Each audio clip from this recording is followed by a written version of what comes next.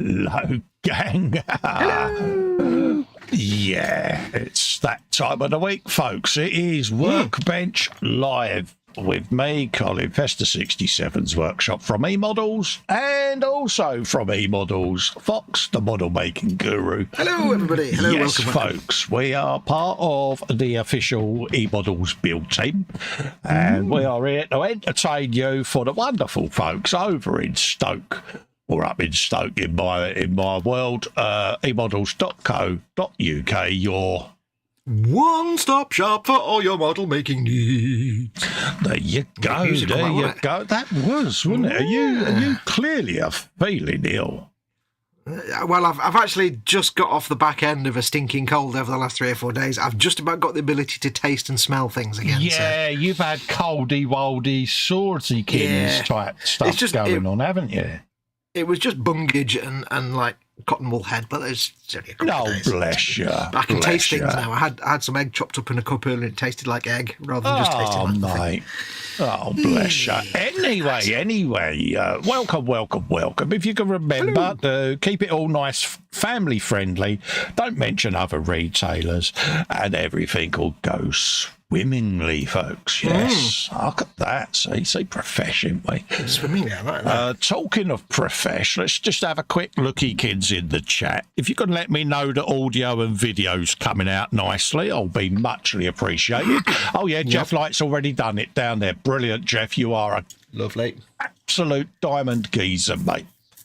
First in was Foxx saying, "Hi, Squidlies. Welcome all along. Sorry to all of you. Absolutely, sentiments. Me just going, hi, folks. Hello. Yeah. Jacqueline is in saying, hello from Chester. Hello, Chester. Hello, Chester. London calling. Just checking in with you guys. This is London calling, and put a thumbs up. Happy days. Wilmington 4242. Oh, is it? Bob still does that. Yeah, her hyacinth voice. It does make me laugh. She gives her phone number. So, yeah, they know they've rung, Mum. 18 Stoke 5747. Yeah, it is. It's like, how do you do it? I swear, she holds her phone, right? This is my mum holding her telephone. Yeah. My mum puts on, my mum used to put the posh voice on. And it's like about an inch and a half from her ear. Hello. I was like, love, what's wrong with your throat, love? You're talking a bit posh there, love. Then she cuts the phone and she goes, go away, she says. I'm trying to sound English. And then when she comes off the phone, she's like, I hate that bloke. Yeah. And then when she comes, I'm trying to word it in ways that I don't say grown-up stuff, which is really difficult for me, folks. With your mother. And she'll call me a few names. She goes, but that's my telephone voice. I've got to appear to be lovely, she says. Yeah. Okay, Mum. She says, we are watching on my phone. There's no YouTube channel on the TV at hotel. Jackie, I'd be down there complaining, darling. Lee is in saying hi, Festa and Foxx from Anfield Road Layout in the loft. Hello, Lee. Love to you and Jackie, mate. Athol is in saying hi, Lee again. Hello again, he says. Hello. Panzer's in saying good evening. Or good evening, Panzer. How you doing, mate? Hey, Panzer. Jeff Light is in, says, a very good evening, Cole, Fox, and all in the chat. Hello, Jeff, how you doing, mate? Love to you, mate, Jeff. And love to Maggie as well, fella. Hope you are both doing well. Excuse my moving around my light, but it's right in my old eyeball there, and it was doing my head in. Al says, meow, pussycat. Okay. Fine. Take the red pill. Panther says, I to Festa, I to Fox. Jeff is saying audio and video is good.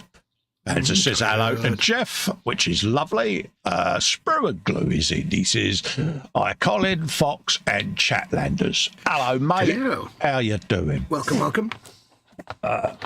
Matt B is in. He says, good evening, all. Hello, Matt. How are you, my son? Athol will also say hello to Jeff and Maggie. Stefan Last is in. Excuse me.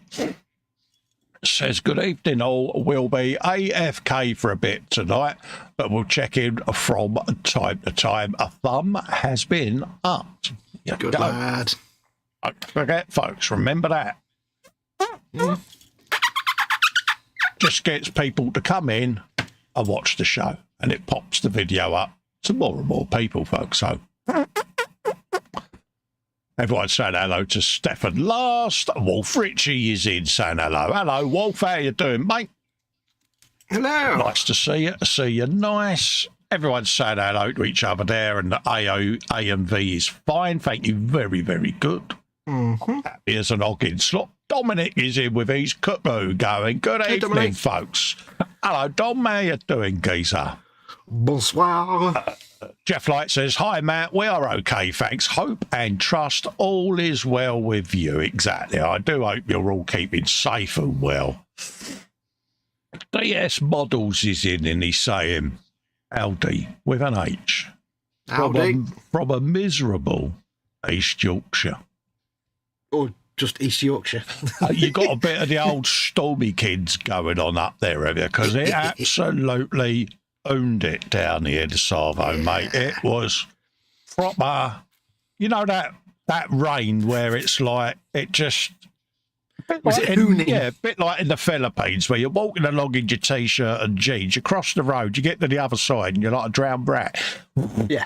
It was like that. It was proper heavy for quite a while, mate. Yeah. You kind of sit there and you think, oh, look, here comes the North Sea. Yeah, you do. You sit there and you think, that ain't soaking into the ground, any of that water. Yeah, my garden looks currently like the Everglades. I swear blind, there's a bloke that's just got across it in one of them other boats with the dungarees on. You banjo out. Yeah. Glenn Kilgore says, hi, Colin Fox. Everyone in the chat. Hello, Glenn. Thanks for popping in, mate. Lovely to see you. Steve is in saying good evening, all. Hey, Steve. Athol saying hi to Glenn and Steve. Excuse me. Matt B is saying to Jeff Light, glad to hear it, mate, and it's all good here. So that's the chat up to date for now. Yes. So I will endeavour to do my best to keep an eye on it, because I am useless. Never ever be disappointed that I miss a comment in the chat. It's just I am old, incredibly blind. And yeah, we're also building our kits. We are busy painting as well. Yeah, so we got our heads down a bit as well. So we will endeavour to keep in touch with you all. Yes. So, mate, how are you? I am not three bad, my old Tinker Toy. How are you doing, buddy? I'm all right, my old chill Blaine. How's my mum? She's fine. She's just a terror as ever. She's had hard-boiled eggs for dinner in a chopped up in a cup. So dear. they'll be trumpeting later on, no doubt. Oh dear. Yeah. So weather warning. Yeah, definitely. Timber is in the chat, says hi, all hope you're well, as is the Bobbins. I was in monsoon in India a few years ago. It's like standing under a waterfall.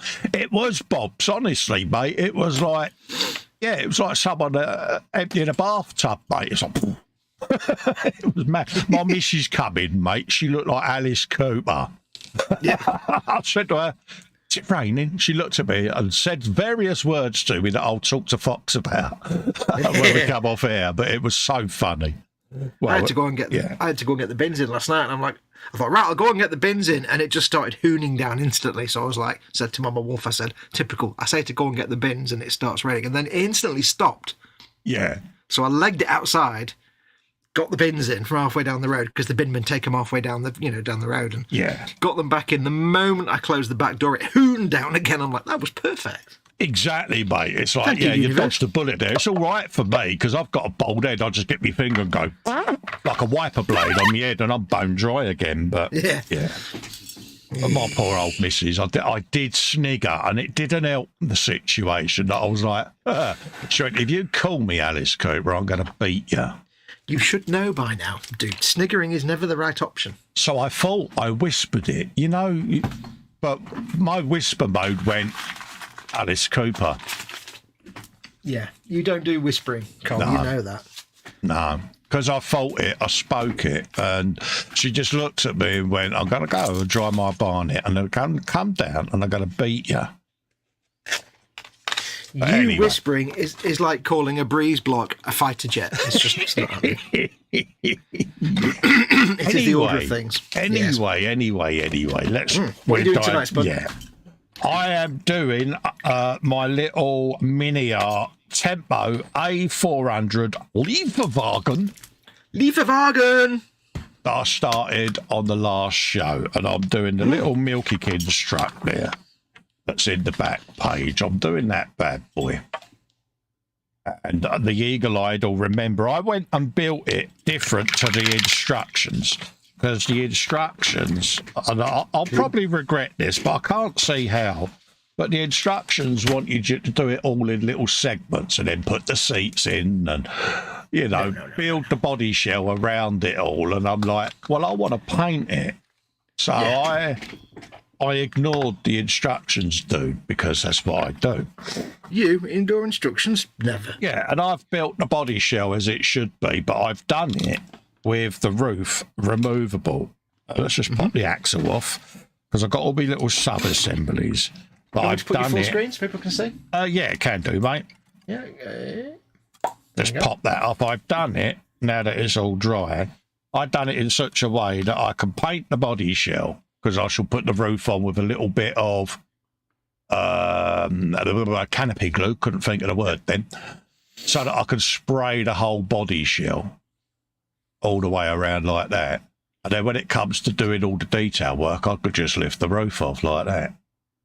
And then I can paint me wood. But Easy. To me, that's what I wanted. I wanted to be able to put that on a set of clamps. Spraysy. Because that's spraying, that is, folks. Yeah, that specific finger. And then I've got all my little suspension built up, ready to go. All as me sub-assemblies. That's why I wanted to do it that way, so that I can get all the body colour down, and then I can go in and add me detail. So that's where I got to last week on mine. I'll just come off a full screen, and then we'll put you full screen so you can show the world what you're up to. Well, tonight I've still... do you remember a couple of weeks ago I said that the plan was that I was going to build Mortarion? Yes. And that while I was doing things on this where I spent 2 minutes painting and then like 5 hours drying, I'd build Mortarion whilst I was doing the painty bits. Yeah. Can't do Mortarion now for various reasons. Yeah. So I have now decided, I've put in a request with the James Mate at eModels to send me Lord Croak from Age of Sigmar, which is a beautiful, I can't really explain it. It's a beautiful like character figure. It's massive. I've seen the picture, folk. Yeah. And He's going to enjoy painting Jade, don't you, mate? Yeah, it's going to be fun actually, but it's going to be awesome to paint. And I thought I could build that while I'm doing these bits. It's not arrived yet. It's I'm waiting for it to turn up. So I'm still on this. Yeah. Because the only thing I've got to work on is something that eModels don't sell, so I can't do that. So tonight, I've still got details to paint. So tonight I shall try and stretch out a little bit. I'll be painting the rest of the little shrine on the back. I've got the little gold figure to paint. And then I've got all the skulls. Stretch it out? Never. I know. I've got the skulls and the purity seals to paint as well. So nice I'll crack one, on mate. with them. Loads of fun and frivolity. Yes. So nobody will be able to see what I'm doing because it's so tiny. I've got to do the thing for the AdMech as well. Administrator. Right, yeah. Nice thingy Mechanicus skull thing. I don't know. I'm making it up. That's what I'm going to be doing. Sounds plausible to me, mate. Basically, I'm painting skulls. You are painting some gear on your Baneblade. You went a bit posh there. I did. Welcome to my emporium. What will you buy today? Exactly that. Steve says you're still building that motorised wheelbarrow, mate. I certainly am, mate. I certainly am. And I must admit, it's a cheerful little build. I must say I'm enjoying it. I made Colin giggle earlier because I said, you know what it needs? He's like, what? I said, basically, put the driver's seat in the centre position and put an orc on it. And then on the roof at the back, make a little cupola with a mounted gun and an orc firing a mounted rocket launcher or something. Yeah, he wanted me to walk it up, folks. Yeah, he wouldn't because it's eModels, but... Absolutely, I'm being profesh. It would make a great, silly, fun orc vehicle, I think, if you were to heavily mod it. Yeah, I was being professional. Yeah. I was like, no, I am not going to do that because I'm being respectful of the genre. Maybe I should get one and try hooking it up. That'd be a lot of modding work. There you go. So, yeah. We've got the Devil's Metal to add in a few places as well, folks, because Devil's Metal. That's what it's all about. So what have you been up to this week, Tinkerbell? I don't know why I called you Tinkerbell. Yeah, I've been not really doing that much. I've been faffing around with the 1/16 tank, doing all of the prep on the wheels and getting rid of seams in the background. So that's what I've been doing. I've also been doing a bit of 3D stuff for the Sherman because it'd be easier to get out. There you go. 2 seconds, folks. Let's just pop that over there. I've just made the terrible mistake of doing a metallic first, and now I already have to go and clean my pot out in a minute. You spud. I didn't think that through. I have a metallic pot and an ordinary pot. Yeah, I'll go do that while you tell through your tank. Yeah, I've been doing a bit of gubbins on the 1/16, folks, because I've got a crew that I'm putting in it, Oddball and the crew from Kelly's Heroes, because the tank is going to be a generic homage to all the films that Shermans have been in, or the majority of films. So you're going to have Oddball and the crew from Kelly's Heroes. They're going to be in there. And then you're going to have the wooden things along the sides that are from Fury. So there's going to be different bits from different builds. But one of the reasons or things that I noticed with this is having no interior, mounting figures in there is very problematic, as you can see. So my solution, I said, was building tubs that the figure sits in so I can cut the figure in half. So what I do is I go insert underneath my 3D designed cubbyhole. Now I can put half a figure in there. You know the bloke, half a figure. And that'll poke out there, and he ain't going to fall in the tank, see, because you've got one of them in there. So I've got that. I've got the oval ones. They go in obviously the ovals. Stick magnets under them and magnetise them for shipping, all that kind of stuff. Like that, see? So, yeah, and then the figures will plop in there quite happily. So that's what I've been up to. So I've done those for the turret, top, middle and bottom, and I've started DCing it as well, starting putting me layers. Looks like a face on the side there. Yeah. Well, when you do that, it looks like the mask, doesn't it, out of, what's his chops? Borderlands.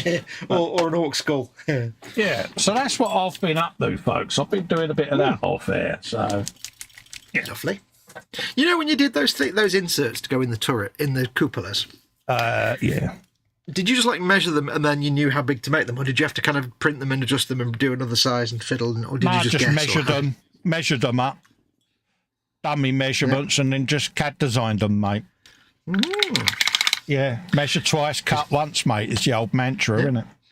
See, a lot of viewers might not realise that you're a bit of a devil when it comes to a bit of a wizard when it comes to the old CAD design. He's quite talented, you know. Yeah, I do it. I do a lot of it in the background because why not? I did a lot of it, obviously, when I used to do all the bikes. So it's something I enjoy doing. But yeah, Fox often will say what you up to, and I'll go on CAD designing, and I'll send him a screenshot of me CAD screen, and he's like, "Dude, how on earth did you do all of that?" It's like he's like, I've just made. It'll be like, I've just made this. Here's an entire chassis for a vehicle, or, you know, whatever. Well, look at the Bluey car, prime example. Yeah. But it's just primitives, you know, rectangles, circles, triangles, and you put them all together and you make stuff. And yeah, I enjoy doing it. You still need the, I mean, I know about primitives and stuff. I still need the talent. I had 3D Studio Max for a while, and I'd made some really basic stuff, but it requires a certain skill and talent, I think. Oh, yeah. I started out using Maya. Yeah, I had Studio Max. And then I had Studio Max, Dash Studio, things like that. But I do a lot in Tinkercad, Fusion 360 or Blender, you know, and just faff around and have fun with it. So, for some reason, YouTube has decided that in my, recommended for you videos, there are always Blender videos. It's like, I don't do 3D design. Why do you keep recommending Blender? What is this? What are you doing? Yeah, strange one. It confuses me. I did a search for SpaceX last night. Oh, and the second video that came up was a certain person's Wasbom Dackerjet. Really? Yeah. And I'm like, okay, I typed in SpaceX. Okay. That's weird. So, yeah, obviously, whatever you've got in there as your hashtags. But yeah. Well, it's not SpaceX or Elon. I know that. But yeah, I was quite shocked that it came up. And I was trying to, with my adult grown-up brain, trying to figure out how on earth that could have been possible. And I lost the will to live. Yeah, it's probably like going off what you've watched and your preferences. And well, I do stream with you, so there is that, isn't there? So yeah, I mean, I've noticed that when you do a YouTube search, you get like 5 relevant results and then like 10 completely unconnected videos and then 5 more correct results. It's like, really, you couldn't make it more transparent. Yeah, it does make you wonder, doesn't it? Yeah. Makes you wonder what we pay for. Oh, wait. Yeah, so I did giggle to myself. I thought, oh, bless him, he gets everywhere, this box. He can't get away from me. I've been doing a bit of resin work this last few days. Yes, I've seen your multiple posts going up. Yes. I can't really go on about it because it's not an eModels thing, but no. I have learned, because I've not done that many resin figures. I've done vehicles, but I've learned that it's actually more fun and easier to do cleanup on resin figures with chisels rather than scalpels and stuff. Yeah. I've been using my little tiny chisels to clean up mould lines and mismould and clean up edges and stuff. It's so captivating. Yeah. I mean, I spent about 45 minutes just cleaning up one little figure. And it was a beautifully made figure. Yeah. It didn't require it, but I was just so carried away, like just scraping little bits out with my chisels and stuff. It takes me about an hour to build one dude, and I'm like, I love it. God, you've narrowed it down to an hour. Are you ill? Yeah, I know. But it's like, I like to take my time if I'm having fun. Exactly that. That's what it's all about. No reason to rush these things. Having fun. I thoroughly enjoyed building all of that stuff, I must admit. Yeah. People say to me, Fox, why'd you build so slow? And it's like, because I like to savour the flavour, I don't want to rush through things. I like to take my time and make the most of it. Timber says, for the UK people here, he says, I have to be a very off-topic question. Do you have wild parrots where you live? No, mate. You might find you have a bird that may have escaped from an aviary or something like that. Yeah. Normally, our climate isn't conducive to parrots outside. I think there's like one small colony of them down south somewhere that escaped from a breeding pair. And yes. But they're tiny. In the same way there's a tiny colony of scorpions down on the south coast that are native to the UK. But they're not native to the UK. No. So, yeah, it could be that. I don't know where your geographical location is. Look at me. Geographical location, I say. Yeah, I went all geographical and locatingness then. But yeah, it could well be that you've got the escapees nearby, mate. Yes. It would be cool. There's so many animals that it'd be cool to have in this country that we don't have, like. Yeah, he's in the Birmingham area. We have a flock of green parrots here. We've been seeing them for a few months now. I was just interested if it's a UK day. It sounds like the escapees have done a little bit of a journey, mate. That might be the ones I've read about in the past, then. Yeah, because they started off down this neck of the woods, so yeah. Because don't forget, Birmingham is still down south to me, so... Oh, of course, yeah, you're further up, aren't you? Yeah. Yeah, I'm a northern monkey, me. Yeah, you're proper flat cap Arkwright, ain't you? Yeah, we're even further. Flat cap Arkwright's more York. Is that more Yorkshire? I'm over to the left a bit. Yeah. Yeah, we're more didn't want to give away your location. No, I'm not going to say, but we're more flat cap steam traction engine. Yeah. Nice one. Yeah. Lord Bartley the Third, yeah. Yes, in Essex, and London green parakeets. There you go. What animals do you wish were in this country? I wish we had, I know it sounds stupid, and I know they can be a nightmare, but I wish we had raccoons. Yeah. I often get accused of looking like a raccoon because of my eyes, my dark eyes, rings under my eyes, you know. Boy, raccoon. You need rings. Because raccoons down here was basically if you broke someone's nose, you gave them a raccoon. Yeah, give them a raccoon mask. Yeah. You know, so, yeah.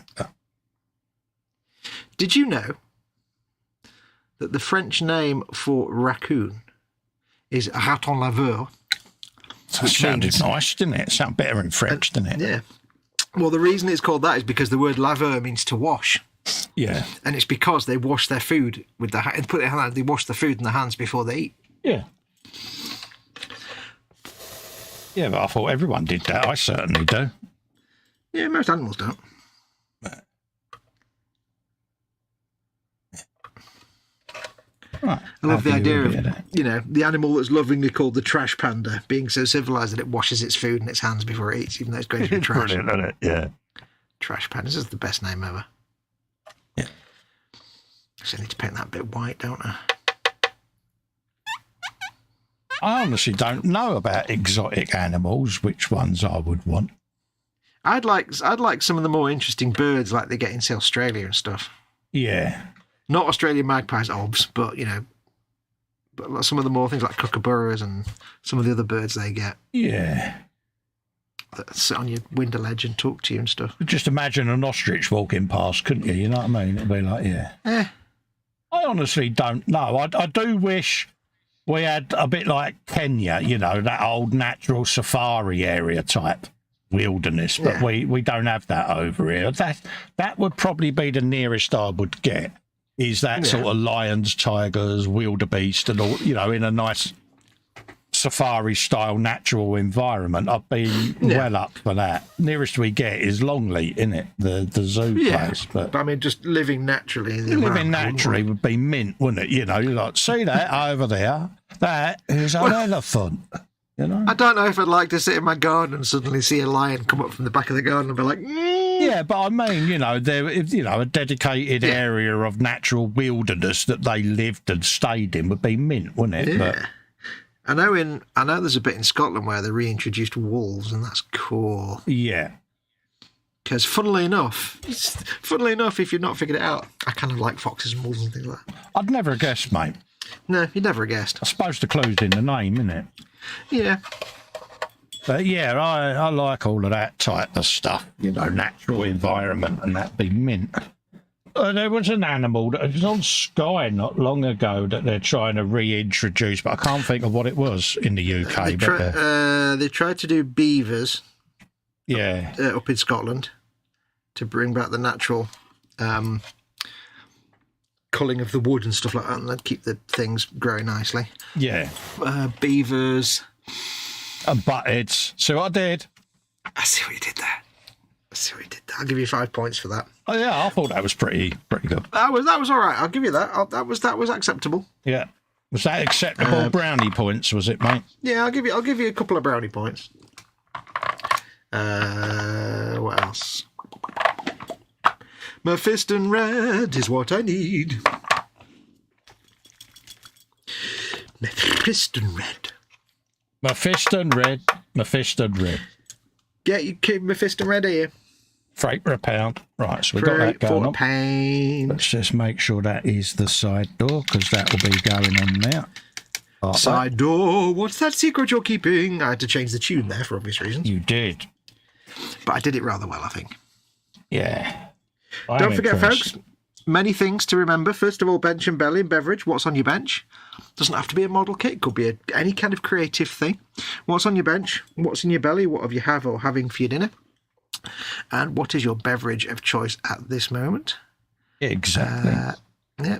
Don't forget, of course, like we said before, this show is brought to you by eModels.co.uk, your one-stop shop for all your model making needs. How many of them? Not some of them. Not some of them. All of them. All of them, yeah. So make sure to go along to there and buy lots of things. But also, it's a family-friendly show, so please keep it clean in chat. Don't use rude words and stuff. And please don't discuss other model retailers. That would be uncool. And if you are watching this and you're not in the live chat, come and join the live chat if you're watching it embedded somewhere else. Come and join us, folks. Yeah, click the little YouTube icon in the bottom right. You can go to YouTube where you can carry on watching and chat with us. Because we're not scary. At all. No, we are nice people, honestly. Mm-hmm. Now, I have to report. Yeah, go for it. A big thank you to everyone who came along to the eModels stand at Telford over the weekend. Now, obviously, Colin and I don't work for eModels. We're just lovely volunteers that we do that out of the goodness of our heart. But from Pete Mate and James Mate and the guys at eModels and girls, a big massive thank you to everyone that came along. And Pete Mate says an even bigger massive thank you to everyone that gave them money for things. That'd be even better. They had a really great weekend. They had two very special guests with them. Hang on, I need to get the names right. They had with them. Because I can't remember the names. 1 second. He's doing what I did on the Monday show, folks, where we acknowledged our gratitude and eModels' gratitude, folks. Just in case anybody missed the Monday Absolutely. No, they didn't miss me. They had Nayo-san and Cheetah-san, who came over from Japan, from God Hand.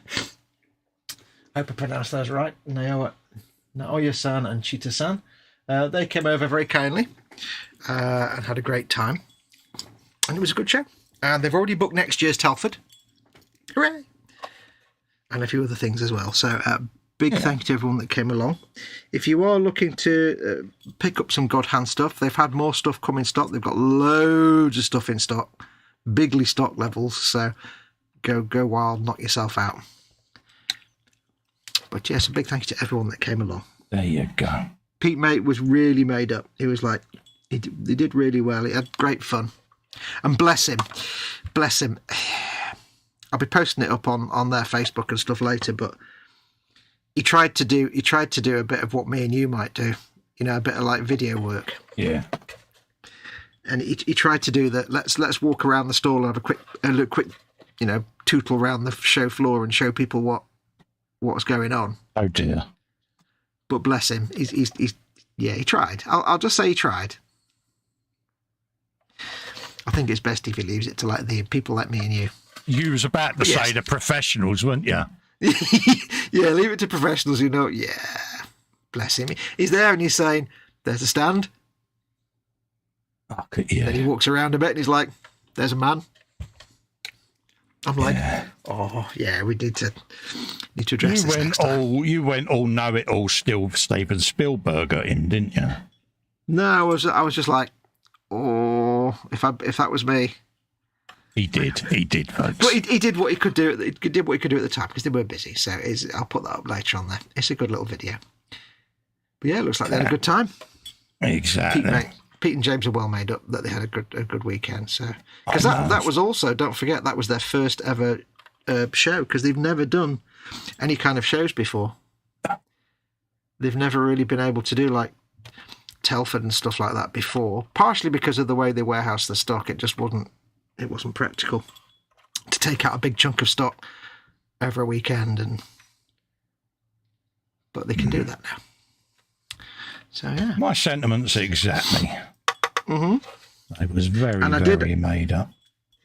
I did ask James, mate, if they had any of those little God Hand branded puffer jackets left that they could maybe give away on a Monday show. But he said that they're a bit too expensive for that. Yeah. We might do something else with them, so. Yes, so which means which translate into Fox tried to score one. No, that's not. No, not my kind of jacket. That little puffer jacket. I don't wear jackets like that. But I said, oh, you should do. We could have a couple of them to give away on the show. And James makes like, they're a bit too expensive for that, really. Yeah. But it doesn't mean they. How long did it take before Pete got back up? I don't think he heard that bit of the conversation. Here you go. Right, let's have a quick lookykins at the chat. It's disappeared off my screen again. Chat is disappearing off the screen. Goodbye, chat. Lord Bartley was on about the parakeets. Timber says it looks like they're spreading from the south to the north and seem happy with the climate. Yeah, it is unusual, mate. Yeah. Stefan Lars says raccoon in Swedish is Tvapbjorn, which basically translates to wash bear. There you go. Wash bear. I like that. Al Wash bear. That sounds goes great. beavers in London. Jeff says beavers in Devon. Exactly. Atol's got a belly. Second day's mince beef and veggies. Beverage coffee. Bench Necromunda radar station overrun by orcs. There you go. Necromunda. Panzer's belly even is currently in the oven. Is a stuffed crust meat feast pizza. What meat? Bench is currently mixing some SCC paint colours. There you go. Yeah, you can't just say meat pizza and then not get the details out. Lee says his belly is coffee. Bench is Metcalf card build. Nice one, mate. Because you're doing your big old train layout, mate, ain't you? Yeah. I do find big that fascinating. Layout.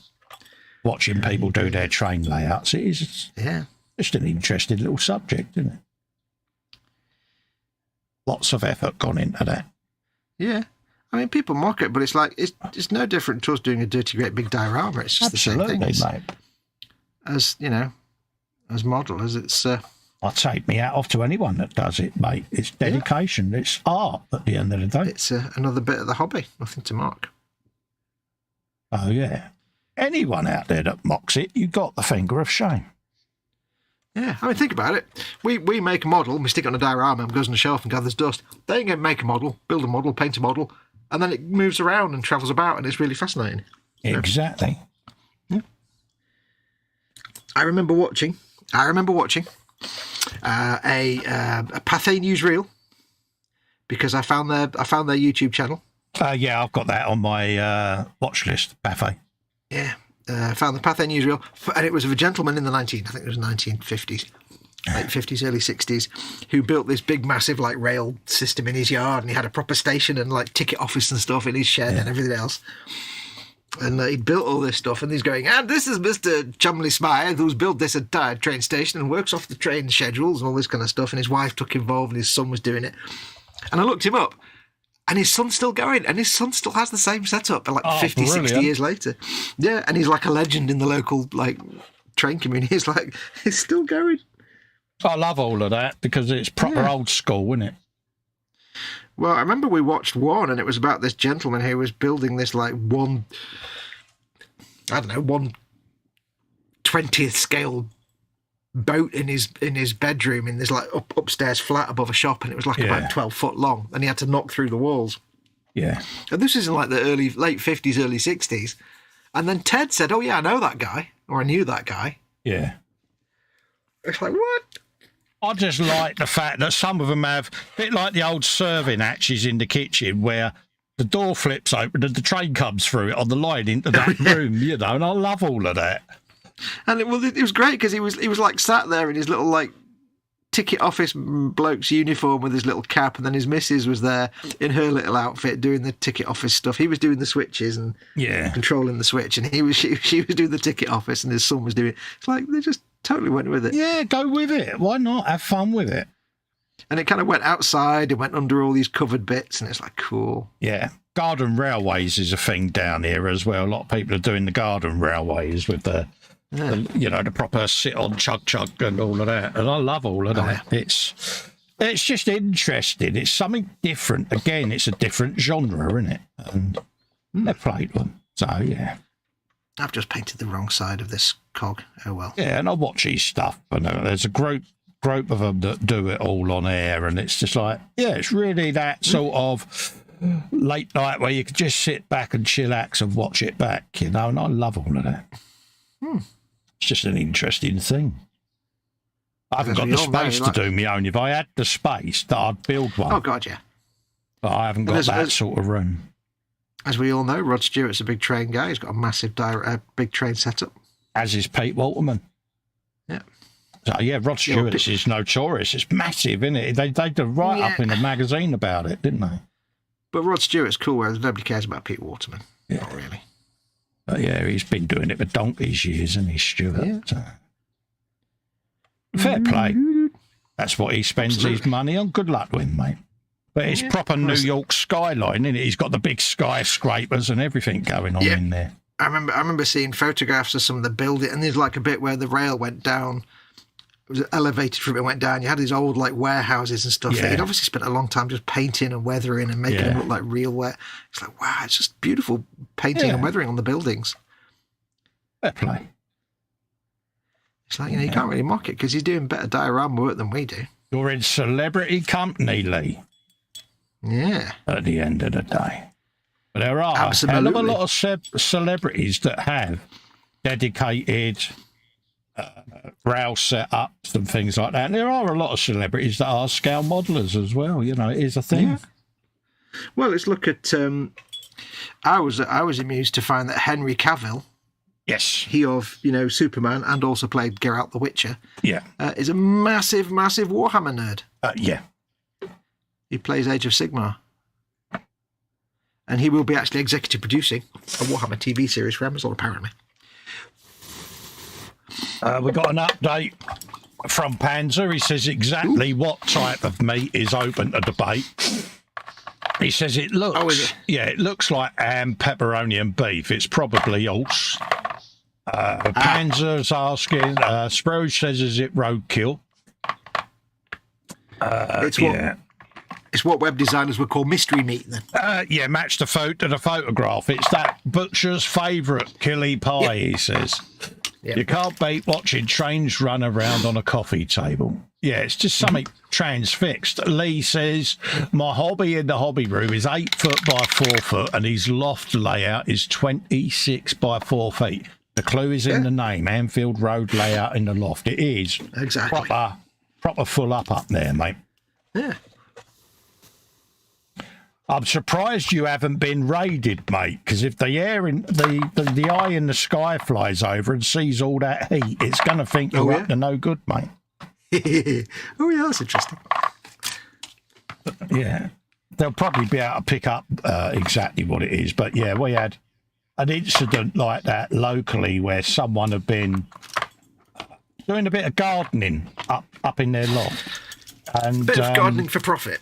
Yeah, you had the joyriders that run round the horseshoe, and the eye in the sky went up, and obviously they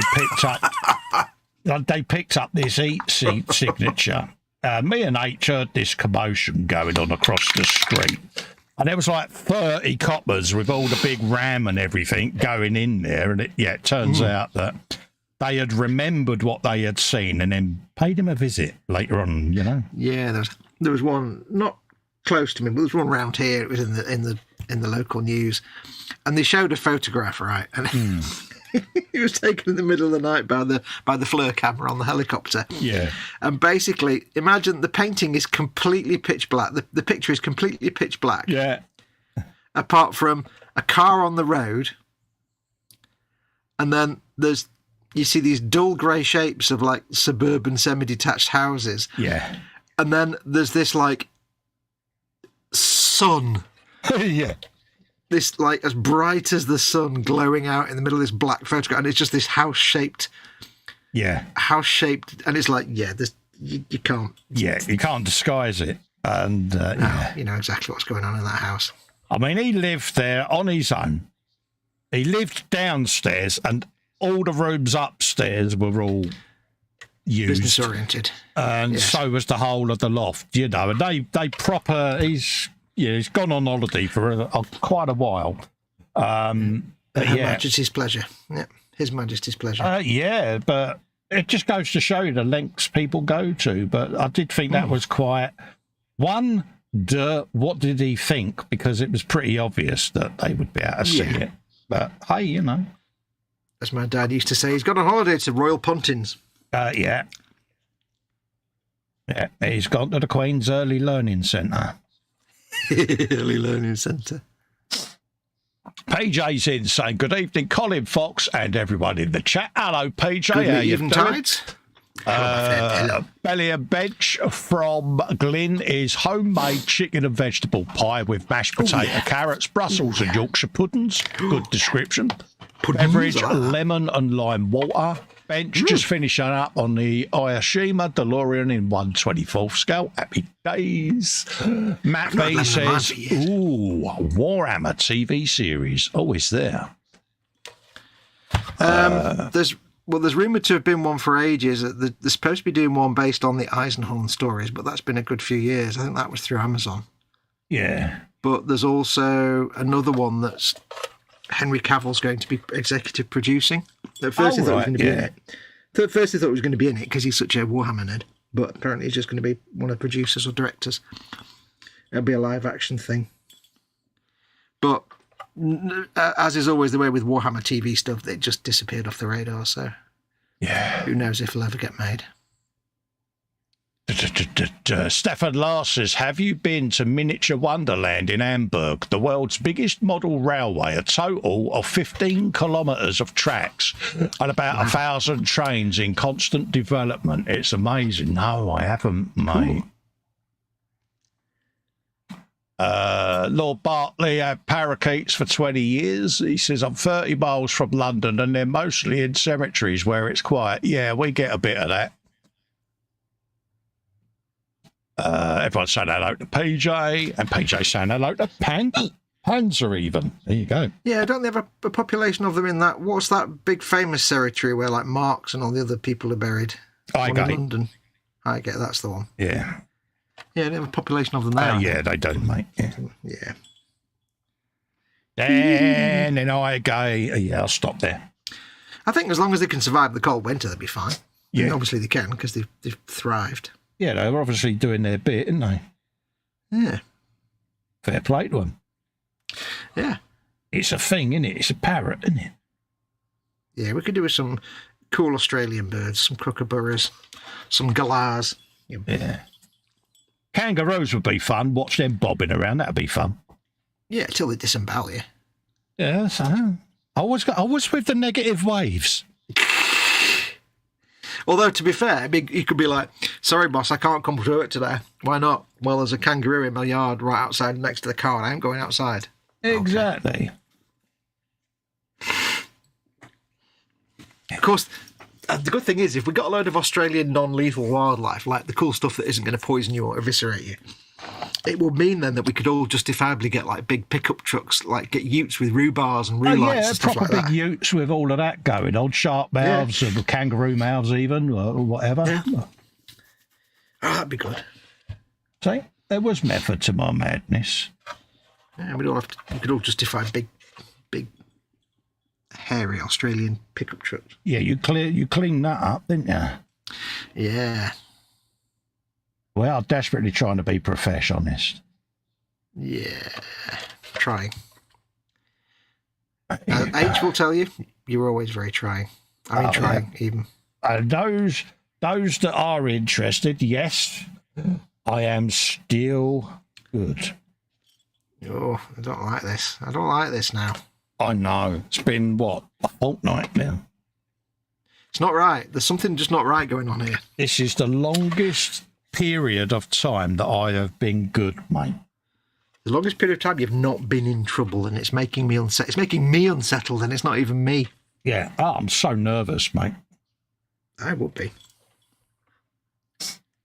You know, I am proper. Yeah, but you know. I think deep down she knows that. I think it's a psychological game she's playing with me. Yeah.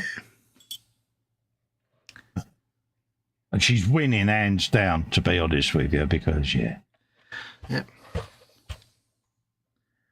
It's kind of, for Colin, it's kind of the equivalent of being called to Pyongyang, you know what I mean? Yeah, it really you start is. with thoughts about anti-aircraft guns. You know, I'm still good. Well, hi. You've been very good. Oh, God, have I? Yeah. Oh, God, really? No. I don't want to be good anymore, love. Can I not be good anymore, please? Yeah, can't I be in the bad books? I feel happier when I'm in the bad books. Yeah, you kind of know where you stand when you're in trouble. Yeah, so... But no, I'm officially still good, so... It's very scary, mate, isn't it? It is. I'd like to know why I'm being good, but I don't want to push me luck by asking. No, it's upsetting the natural order of things. It is. Oh, yeah, no, it's like, yeah. Yeah, Festa being good. Just in case people can't see what I'm doing, I'm trying to paint the Mechanicus cog at the top, which has got the skull, where you have the skull is half skull, half metal, and then the thing behind it, the cogwheel, is half black, half white. And I think the skull actually supposed to not be skull coloured, but it is now because I've painted it that way. Hey, mate, you paint it whatever colour you want, mate. It's your kit. But there's lots of going back and forth between the black and the white, or the dark grey and the white, to make it look nice and neat. One thing that puts a lot of people off brush painting when they're first learning is that they try and paint things, neat things, and they come out scruffy with rough edges and stuff. Don't let that put you off. Because what you never see the YouTubers doing when they say, now we're going to paint this freehand design, and they paint, they don't show you how they spent 45 minutes tidying up the edges and going back and forth to make them all look nice and crisp. Yeah, unless, of course, you watch the Frolic and watch me do 1mm diamonds that even now I'm still pinching myself about. Yeah, I can't. I think there's some CGI involved there, mate. Yeah. No, I knew you could do it. Oh, he says that now. I never at any time said you can't do that. I would disagree. I just don't remember actually saying that. Yeah. It would be out of character for me. Yeah. Oh, you might want to choose something a bit simpler, mate. I think you might not be able to... Yeah. I'm sure I didn't. I'm sure you did. Yeah. But anyway. We digress. Let's put that in there. That's got that going that way. So by powers of deduction, that will go on the side. These are the microscopic bits of microscopic bitsness. What are the bits that you're microscopicing? I am putting all of the cylinder heads on this very tiny little engine. And as you can see, look how big it is. Oh, good God. It's a tiny twin pot, and that's quite impressive. Yeah. And they give you all in separate bits. It's even got individual air chambers for the carburetor. Look at that. Really? Wow. I mean, yeah, we're talking skill level Japan grain of rice size. It's like, dude, should have glued the bonnet down and forgot about the engine. But no, I'm going for it. Yeah, you should have never mentioned the fact there was an engine included. It's curbside kit. Yeah, but hey-ho, you know, at the end of the day, it's in the box. Yeah. So, no one would have ever known until that person said, I think you forgot the engine. Yeah. Oh, yeah. Yeah. We always do the voice, don't we? Because there's a distinct sound to the rivet counter, isn't there? It's a universally recognised voice. Oh, thank you, Mark Hind. Yeah, and they always start with, I think you'll find. Oh, I think you'll find. I don't believe that was on that particular car, tank, bus, plane, whatever. Yeah, of course it weren't. I can't recall seeing one of them before. Well, you have now. I think you'll find that train you put in that diorama is a double-headed 20, which in fact was not in circulation for another 5 years after. Yeah. Shotgun loading sound. I had it famously on the What If build. And it's like, yeah, what part of What If are you failing to understand? Yeah. Yeah. It's like, oh, bless.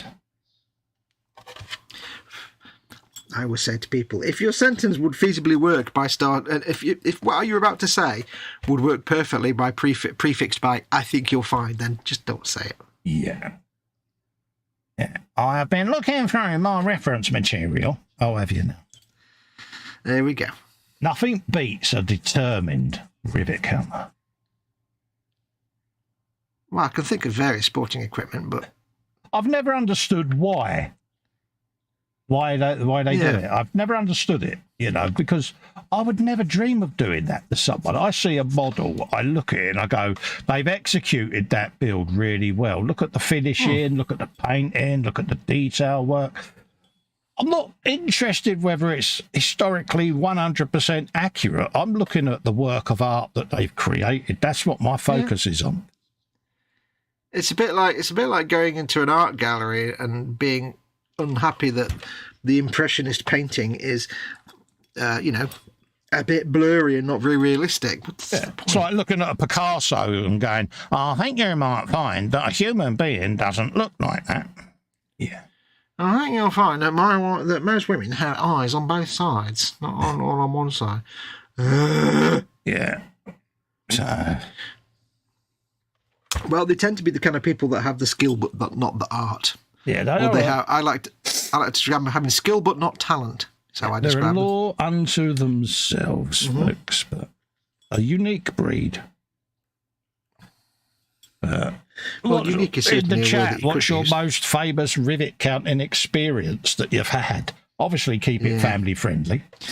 Yeah, but we've all had it. We've all had the beauty of the rivet counter. I mean, you do get people that rivet count you and they don't mean it nastily. They just don't realise that perhaps you're not going for a specifically accurate build, or you're just doing it for the fun, or... Yeah.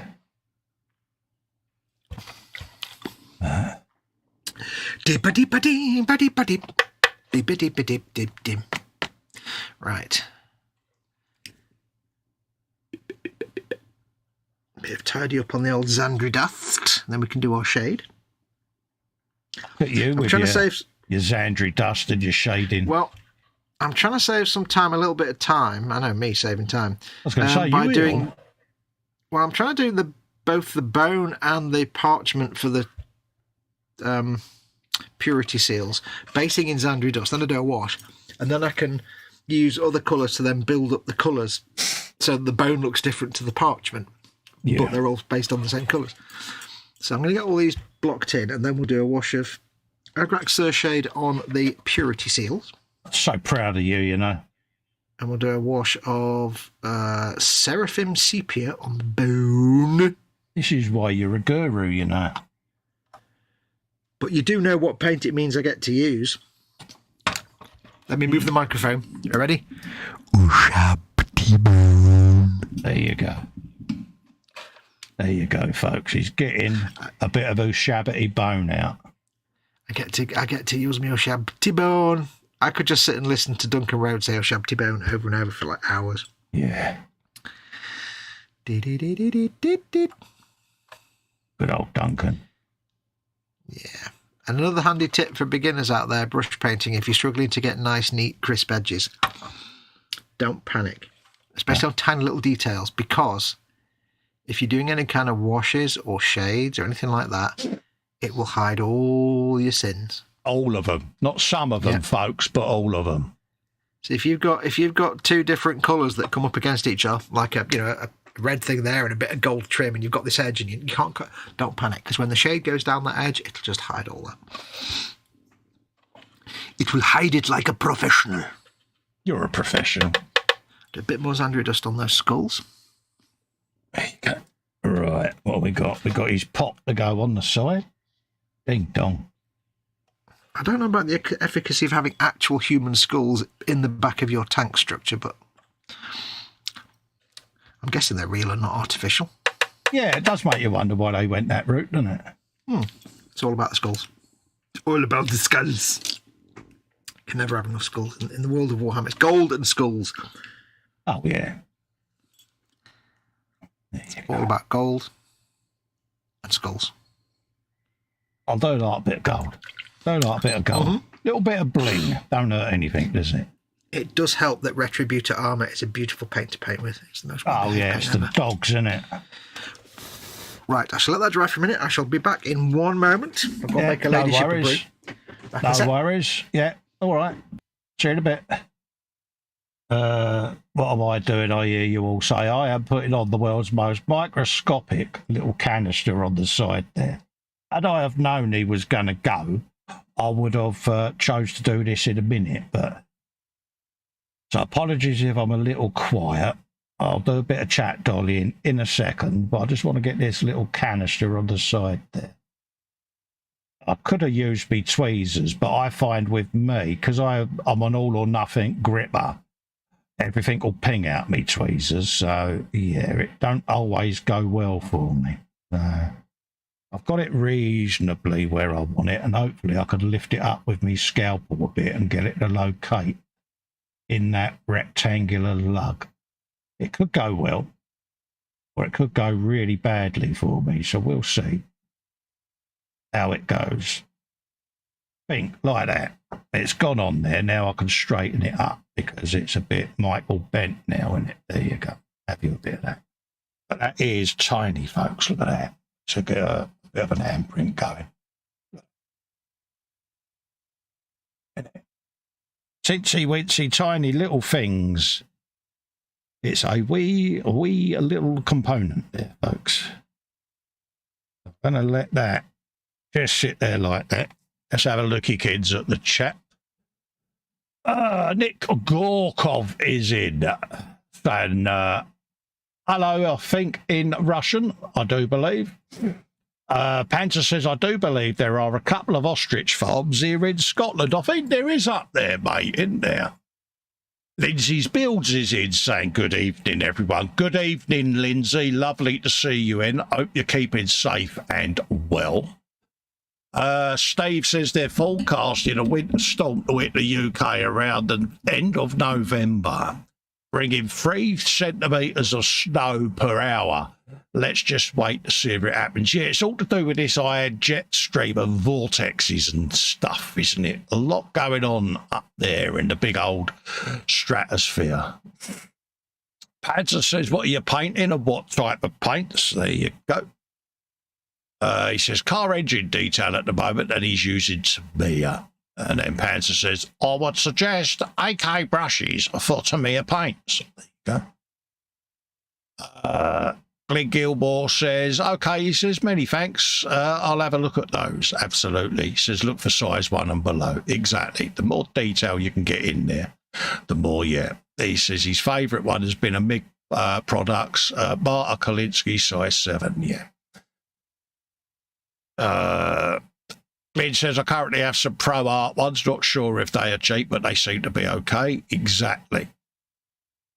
Yeah, he says, look for some synthetic mixed brushes because the Tamiya paints are a bit harsh. Yeah, they're a little bit aggressive on sable air brushes, mate. I certainly wouldn't use me broken toads or anything like that with Tamiyas because, yeah, they can be a little bit aggressive.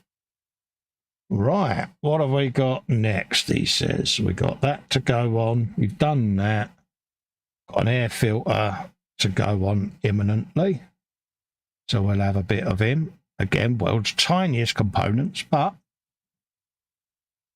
we shall endeavour to build this little engine up.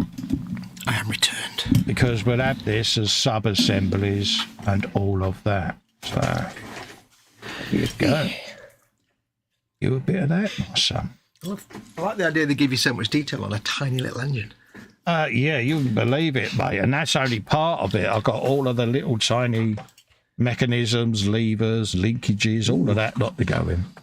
There's probably more parts in that model than there are on the actual real engine. Yeah, and then, of course, you've got the option then where it says, and I like this, for experienced modelers, you can make your own brake pipes, which I shall be doing when it's all built up, folks, because why not? It's not that I'm an experienced modeler, it's just I want to have a go. So, yeah. Come on then, if you think you're hard enough, come and have a go. Yeah, it's like, I will add myself, I'll go at that because I can. I think you are an experienced modeler. I think you'll find you are an experienced modeler. There you go. Young lady. Young fella, my lad. Not a lot of people know that. Not a lot of people know that. Is there an echo? Sure I did.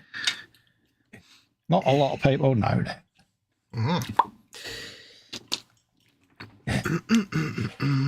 Let's get some washes going on.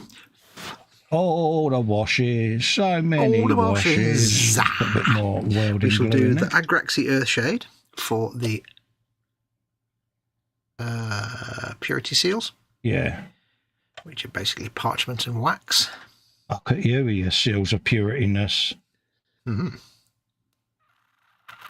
There you go. So we just want them to get some depth to your purity seals. Get your purity seals here.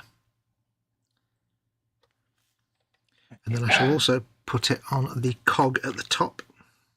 You're a cog. Just on the cog, not on the skull. He says, accidentally brushing it on the skull. Never mind.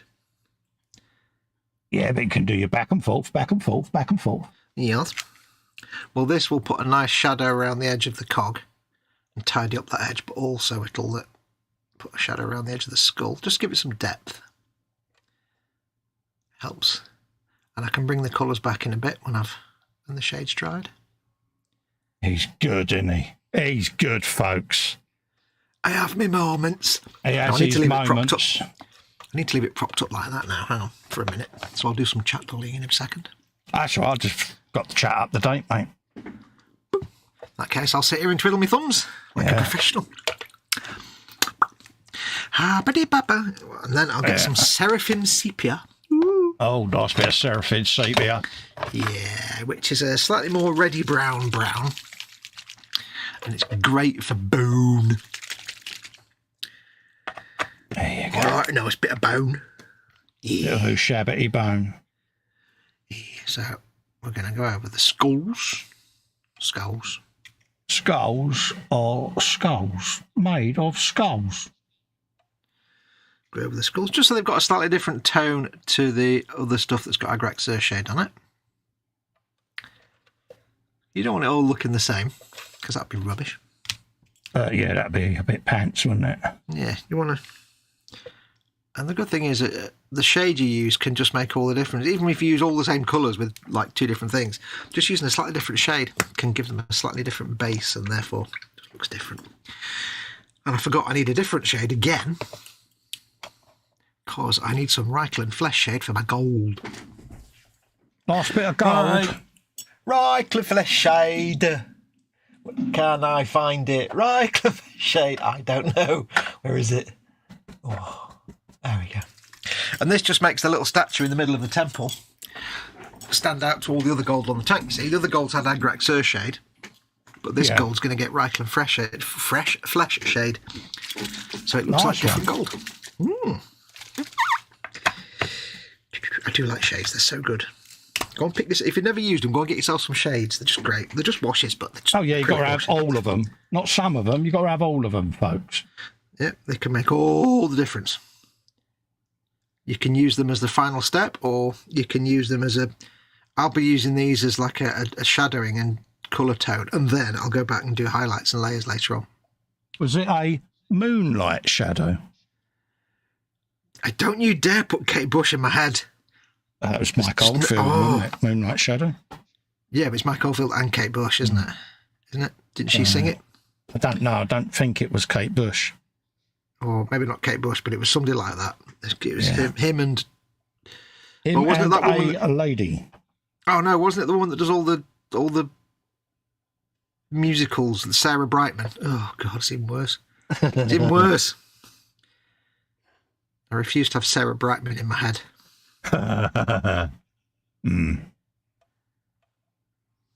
Yeah. No, disassemble. I don't know where that bit went. It'll turn up. Space. But the final frontier. It went to space. Right. So we shall let them shades do their drying now. What have we got going on? We've got a bit of that. Lovely, lovely.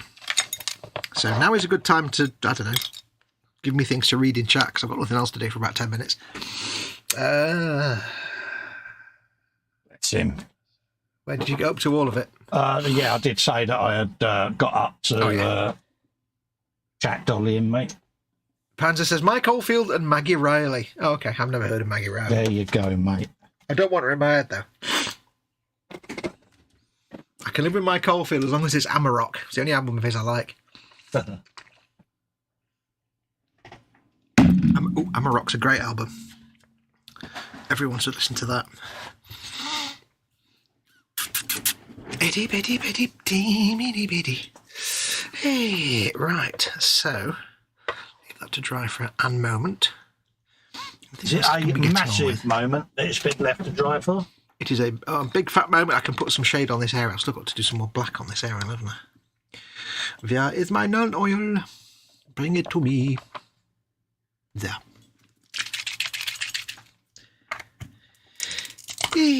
Just don't spill shades on your cutting mat if you want to keep your cutting mat clean. No, it's like, they're evil, aren't they?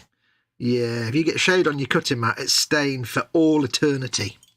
Yeah, they're up there with pigment powders, mate, shades. Oh, God, yeah. Yeah.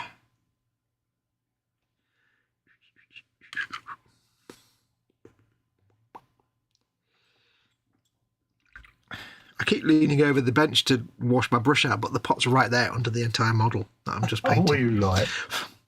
It's just force of habit leaning over to the right to clean my brush. Yeah, we do have quite distinctive layouts, don't we, that work? Some parts of our bench layouts work better than others. Yes.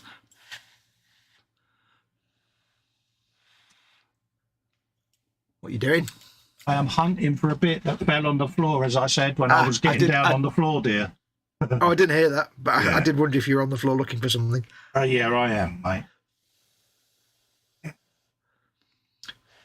Curses to that bit. There's always one bit in there. Oh, don't worry about it.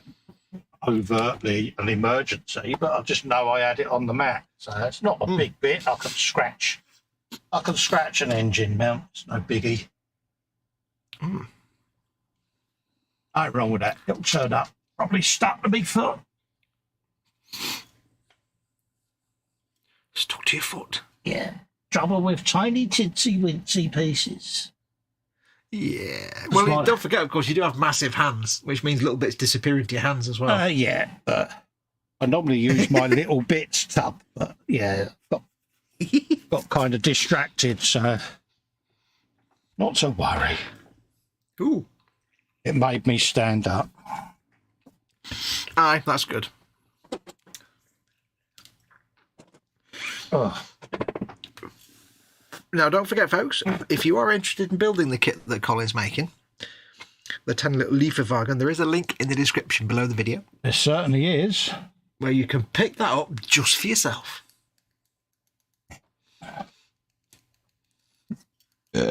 Pardon me, it's not there, so I don't know where it went. Space. Yeah, the final front's here. Let's just empty You'll find at this. the moment you actually scratch build something to replace it. Yeah, that's fun in a minute. Let's just have a quick shake off my towel just in case it's caught in the fibres. I had to scratch build the other day. One of the figures I was building, a resin figure, had, let's just say, one of the fingers on his hand was in a specific position. Oh, right. He was carrying out a specific gesture, and unfortunately it snapped off, and so I had to scratch build the finger. Yeah. And not being a sculptor, all I could think of was to grab a bullet and scrape it around to look like a bit like a finger and stick it on, and it worked, I think. I know. I saw the post that you put up, dear. Very informative it was. Yeah. You did all your big super duper scratch buildery. I was so impressed, mate. I know. I didn't even make that one public. I just sent that to you because you're privileged. Yeah. Yeah. You posted it on one of your sites. It was on there. That's I what thought I just sent it to you. No, you didn't send it to me at all. No. No, it was in one of your posts that you put up. No. Pimpage. Yeah, I know. Always been Well, pimpage. you are the king of pimpage. Oh, it looks like I've already glued it on, doofus. Oh, no. Oh, no, you haven't, have you? Yeah. Oh, well. Oh, well. It happens. That's like me complaining about fireworks going off thinking it was the 3rd of October when it was the 3rd of November. Yeah. Well, let's just Well, at least you move found that. it. Yeah, it's already on there, doofus. Bless you, my child. Yeah. Like I say, I'm not an expert. I know nothing about anything. Anything about nothing? It's all right. I shall mock you when you make your mistake of the night, because it will happen. Oh, yeah, absolutely. I expect no less. Have a bit of that. And fling that Merciless over there. mockery is in our contract. Right. Let's go for round 2. I'll tell you what I was going to do next. What are you going to do next, then, eh? Radiator, I do believe. What's going on in the chat? Oh, yeah, it's just Panzer saying Mike Oldfield and Maggie Ryder. Don't forget, folks, you got any questions you want to ask or whatever, feel free, fire away. Yeah. I mean, I'm sat here doing nothing at the minute, so while I'm waiting for that to dry, so... We are here to serve you, so, you know, feel free to ask us anything that you think may be relevant. And we will endeavour things that are irrelevant. to answer your questions, folks. Oh, I'll endeavour to bang the microphone. Yeah, there's a microphone there, mate. Just be careful of that. Yeah. I'll remember that next time I remember where it is. Yeah. What was we after? We got all of that lot done. Let's do that section. Fiddle with that cabling while I'm at a loss. At a loss. He's at a loss, you know, folks. At a loss to anything else, I shall paint the little highlights on this red cable, which you won't be able to see because I'll put it over there. There you go. Have you some of that? Paint your highlights, can I paint them? I don't know, because it's really small. Number 21, which is there. Closing the number, Colt. But no, I would recommend these little kits because they are really highly detailed, mate. Yeah, they're very, very good. Anyway, you were saying? Is that mini art or is it ICM? I forget. It's mini art. Mini art. It's from the wonderful folks at Mini Art Peeps. Link in the description below. Yeah. Yes. I like these little kits. Like I say, I did one when I first started doing the Wednesday shows, the little beer truck, and I always wanted to do more, and I had a load of them lined up that I was going to be doing. And we kind of got sidestepped with the Baneblade, and I never got round to getting more of them. And I thought, well, that would work perfectly for the Wednesday shows. Yeah. So why not? Because they're fun little things, aren't they? Yeah, I'm going to be doing a few more of them. Why not? I do like the fact that them and ICM do the sort of off the beaten path type subjects. Yeah. The rarer things that you may never have even heard of. Yeah. I'm going to do one of the trams as well, so... Ooh. You need trams. Exactly, you know, just a bit of trammage, you know, because why not? Something different at the end of the day. You know me, I'll build anything. If it's a kit, if it's whatever, I will sit and build it. Yep. Because, I just like to build general things, especially, like I say, because eModels don't just sell mini art. They sell, many, many, many different types of genre. Mm. So I like to try to build a bit of from every area that I can. Yeah. So it's not all World War II tanks and fighter planes. Exactly. So, or Warhammer. And not only that, it keeps you stimulated, doesn't it? Because you're building different things. For me, that's important. You know, not everyone does that. There are folks that just want to build armour or aircraft or cars. That's up to them. Yep. But I do like to shake it up a little bit. Just keeps my interest. Yeah. Otherwise, I'll get bored. And when I get bored, I do silly, naughty things, and it gets me in trouble with a wife. Yeah. We know all about you getting bored. Yeah, buttons that need pressing and things like that, because... Yeah.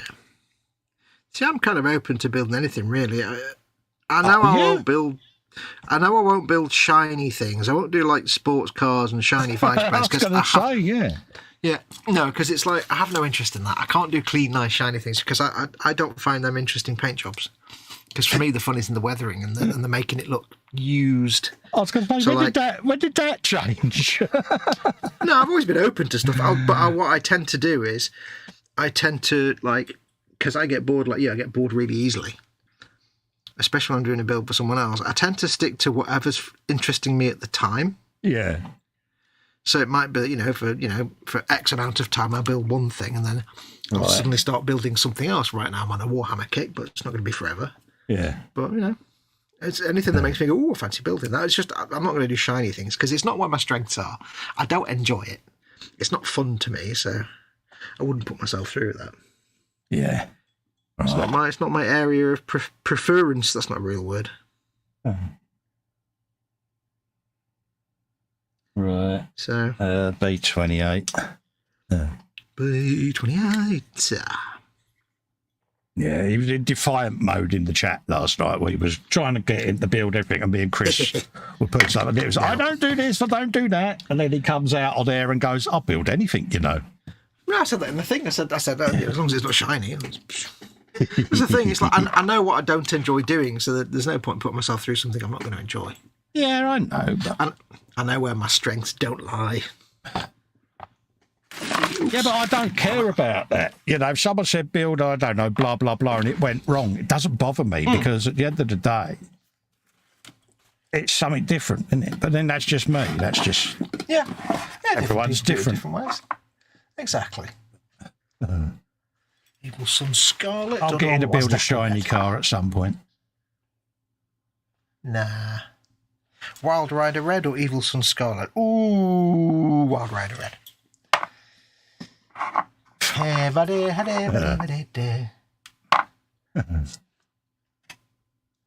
What's that one? That is... I thought it's a Wazdaka Red. Oh, yeah, a bit of Wazdaka Red. I have no idea where my Wazdaka Red is. And then we got... It is Wazd off, I think. B6 as well, so... we got a bit of that. There's my Wazdaka head, I don't know. Curses, I say. So let's put the small bits where I can actually see them. I shouldn't really do this now because I'm going to end up going over all this layering with dry brushing metallics, but... There you go. I've got a bit of pipage.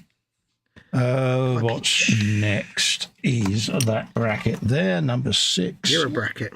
I'm made of brackets, but I'm an happy bracket. Better than being an inch. Yeah, absolutely. I like being a bracket. It's all good. Tony will tell you I'm just inge.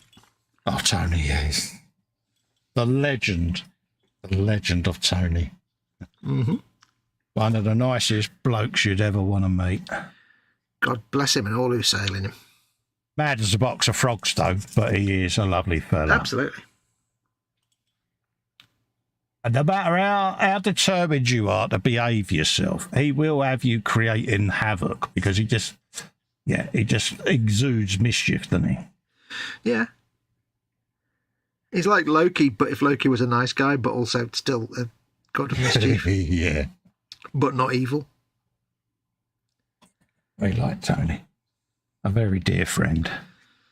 Right, so that's saying that's going round. Can confirm these God-hand brushes. This one, whatever it is, I can't remember now, is really, really nice for doing fine highlights. Oh, happy days. Of course, it's really nice. It does what it says on the tin, does it? Mm-hmm. Where is it? It's there. Certainly does, Stanley. Stand there.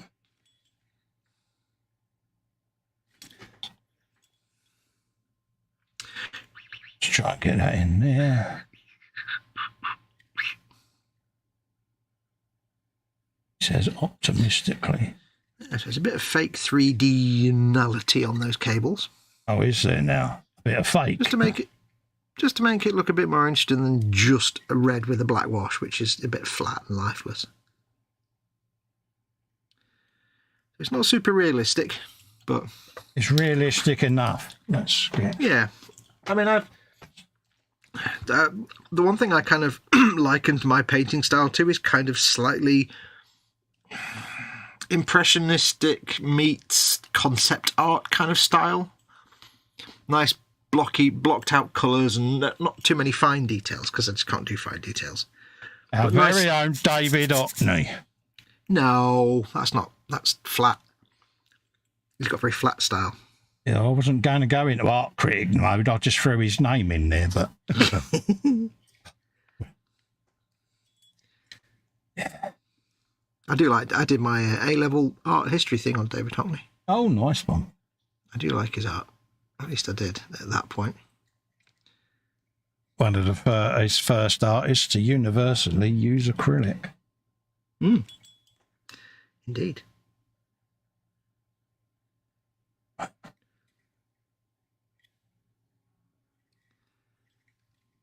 Still going as well. It must be he must be well into his 80s now. Oh, God, yeah. Still wears a little flat cap and round glasses. Oh, He's really? like Fred Still got Dibner of the the art old world. snipers on, yeah. He's like Fred Dibner of the art world. He really is. Yeah, bless him. Right, so that's all that. Oh, I've not painted them bullets either, have I? Ooh, have I got a bronze colour? There you go. So I've got that going on. Brass scorpion, that sounds good. Brass It'll scorpion. need a lot of mixing. I thought I had some... It's a scorpion and it's brass. brass. Put the heater on then. See what I did there? Yeah, that's brass monkeys, mate. Yeah. That goes on there. Fox, what about that lovely Tamiya 262 kit? Yes, I will do that eventually at some point.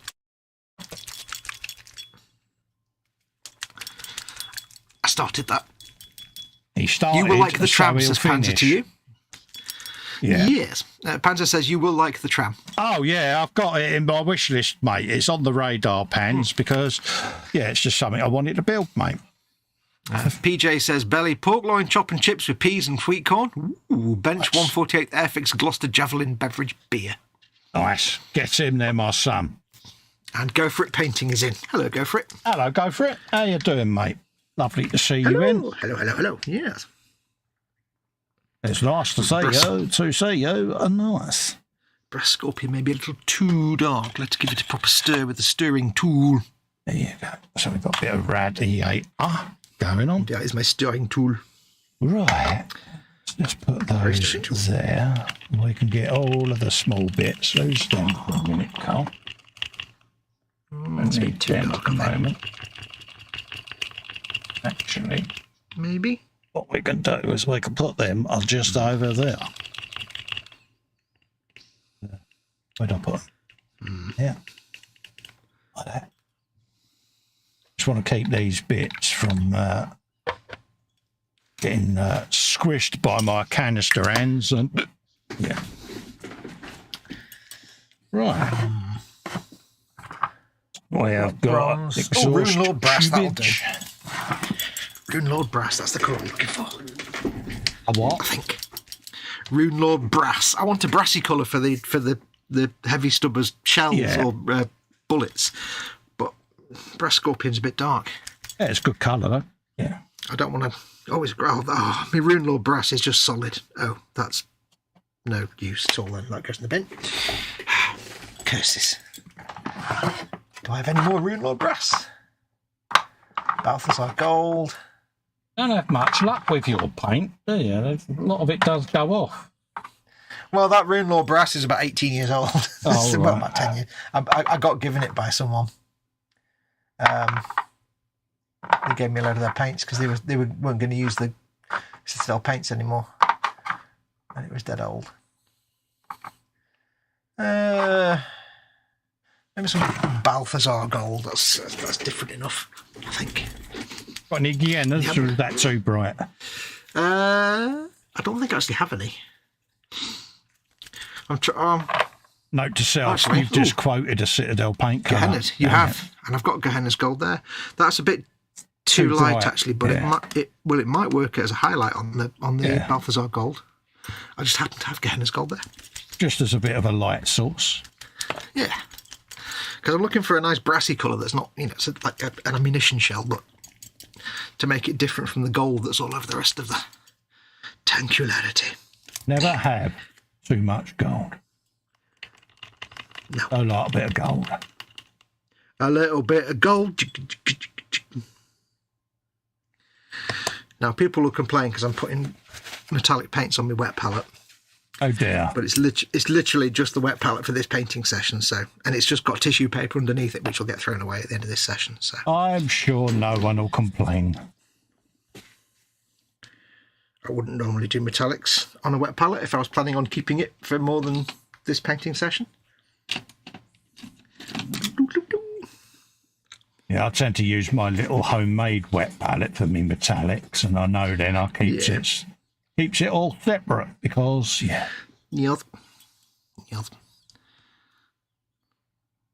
I've used some of that. So that's Sometimes I just use like the palette pad or something, or if I'm only doing a does little the tiny job, bit, doesn't I'll it? just use do the palette pad or something like that.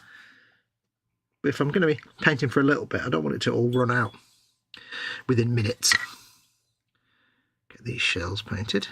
No, because it will contaminate. Yeah, well, I'm going to say, if I was using like a sponge underneath my paper, I wouldn't do metallics because it's just a bit of kitchen roll, so You're a I sponge. can easily rip it out. Thank you very much. I like being a sponge. You're made of sponges. Right. Yeah, swig of tea. Got to have a swig of tea. If I say that, I like to go for it. Now, if anybody in chat can tell me, on a real tank or a real machine gun, what colour is the stuff that holds all the, like, rounds, you know, the belt it comes in that goes through the mounted machine gun? What colour is that? Is it like a material? Is it metal? Is it black? I don't know. Because I'm painting a brassy colour for the actual stubber rounds, but I don't know what colour the belt is. Yeah, I mean, I can remember having bullet belts when I was a rocker, and because they were metal, they had black lips. But I think the belt might be like leathery. But Panzer will let you know. It might be that they're webbing. It could be something as simple as that. But he'll know. He's in the chat. Yeah. What are they, Panzer? Are they... He's Obviously, this is our Warhammer. resident go-to armour factoid machine. See what I did there, Pans? I see what you did proper biglied you up there, mate. there. Yeah. I think it might just be black and metal, but Yeah. no, I'm in a bit rough around the edges with these. I don't want to say bullets because they're not bullets, they're stubber round. I don't want to actually call them. But I'm going to put a wash over them anyway, so. Can never have too many washes, mate. Because, like I say, you can always go back over with a bit of judicious dry brushing to re-pick out anything. So, No, it covers up all the bits where the paint's gone off the edge. how did it go? Bit of a splooge. Beep, beep, beep. I've not got any other ammunitions to paint, have I? No. Mehr Munition here.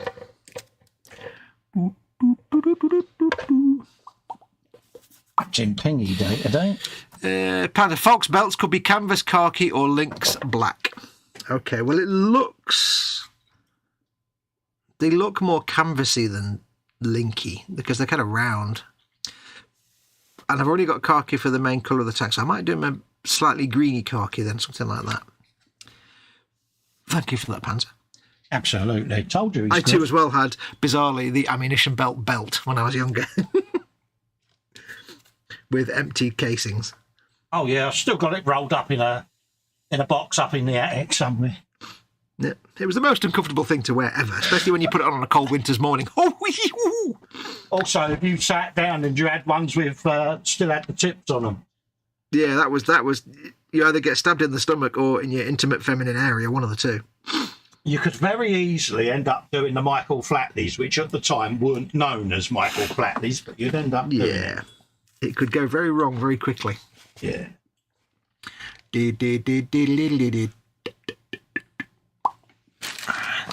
I think a nice bright green colour like Elysian green would stand out, and then I can wash it down a little bit.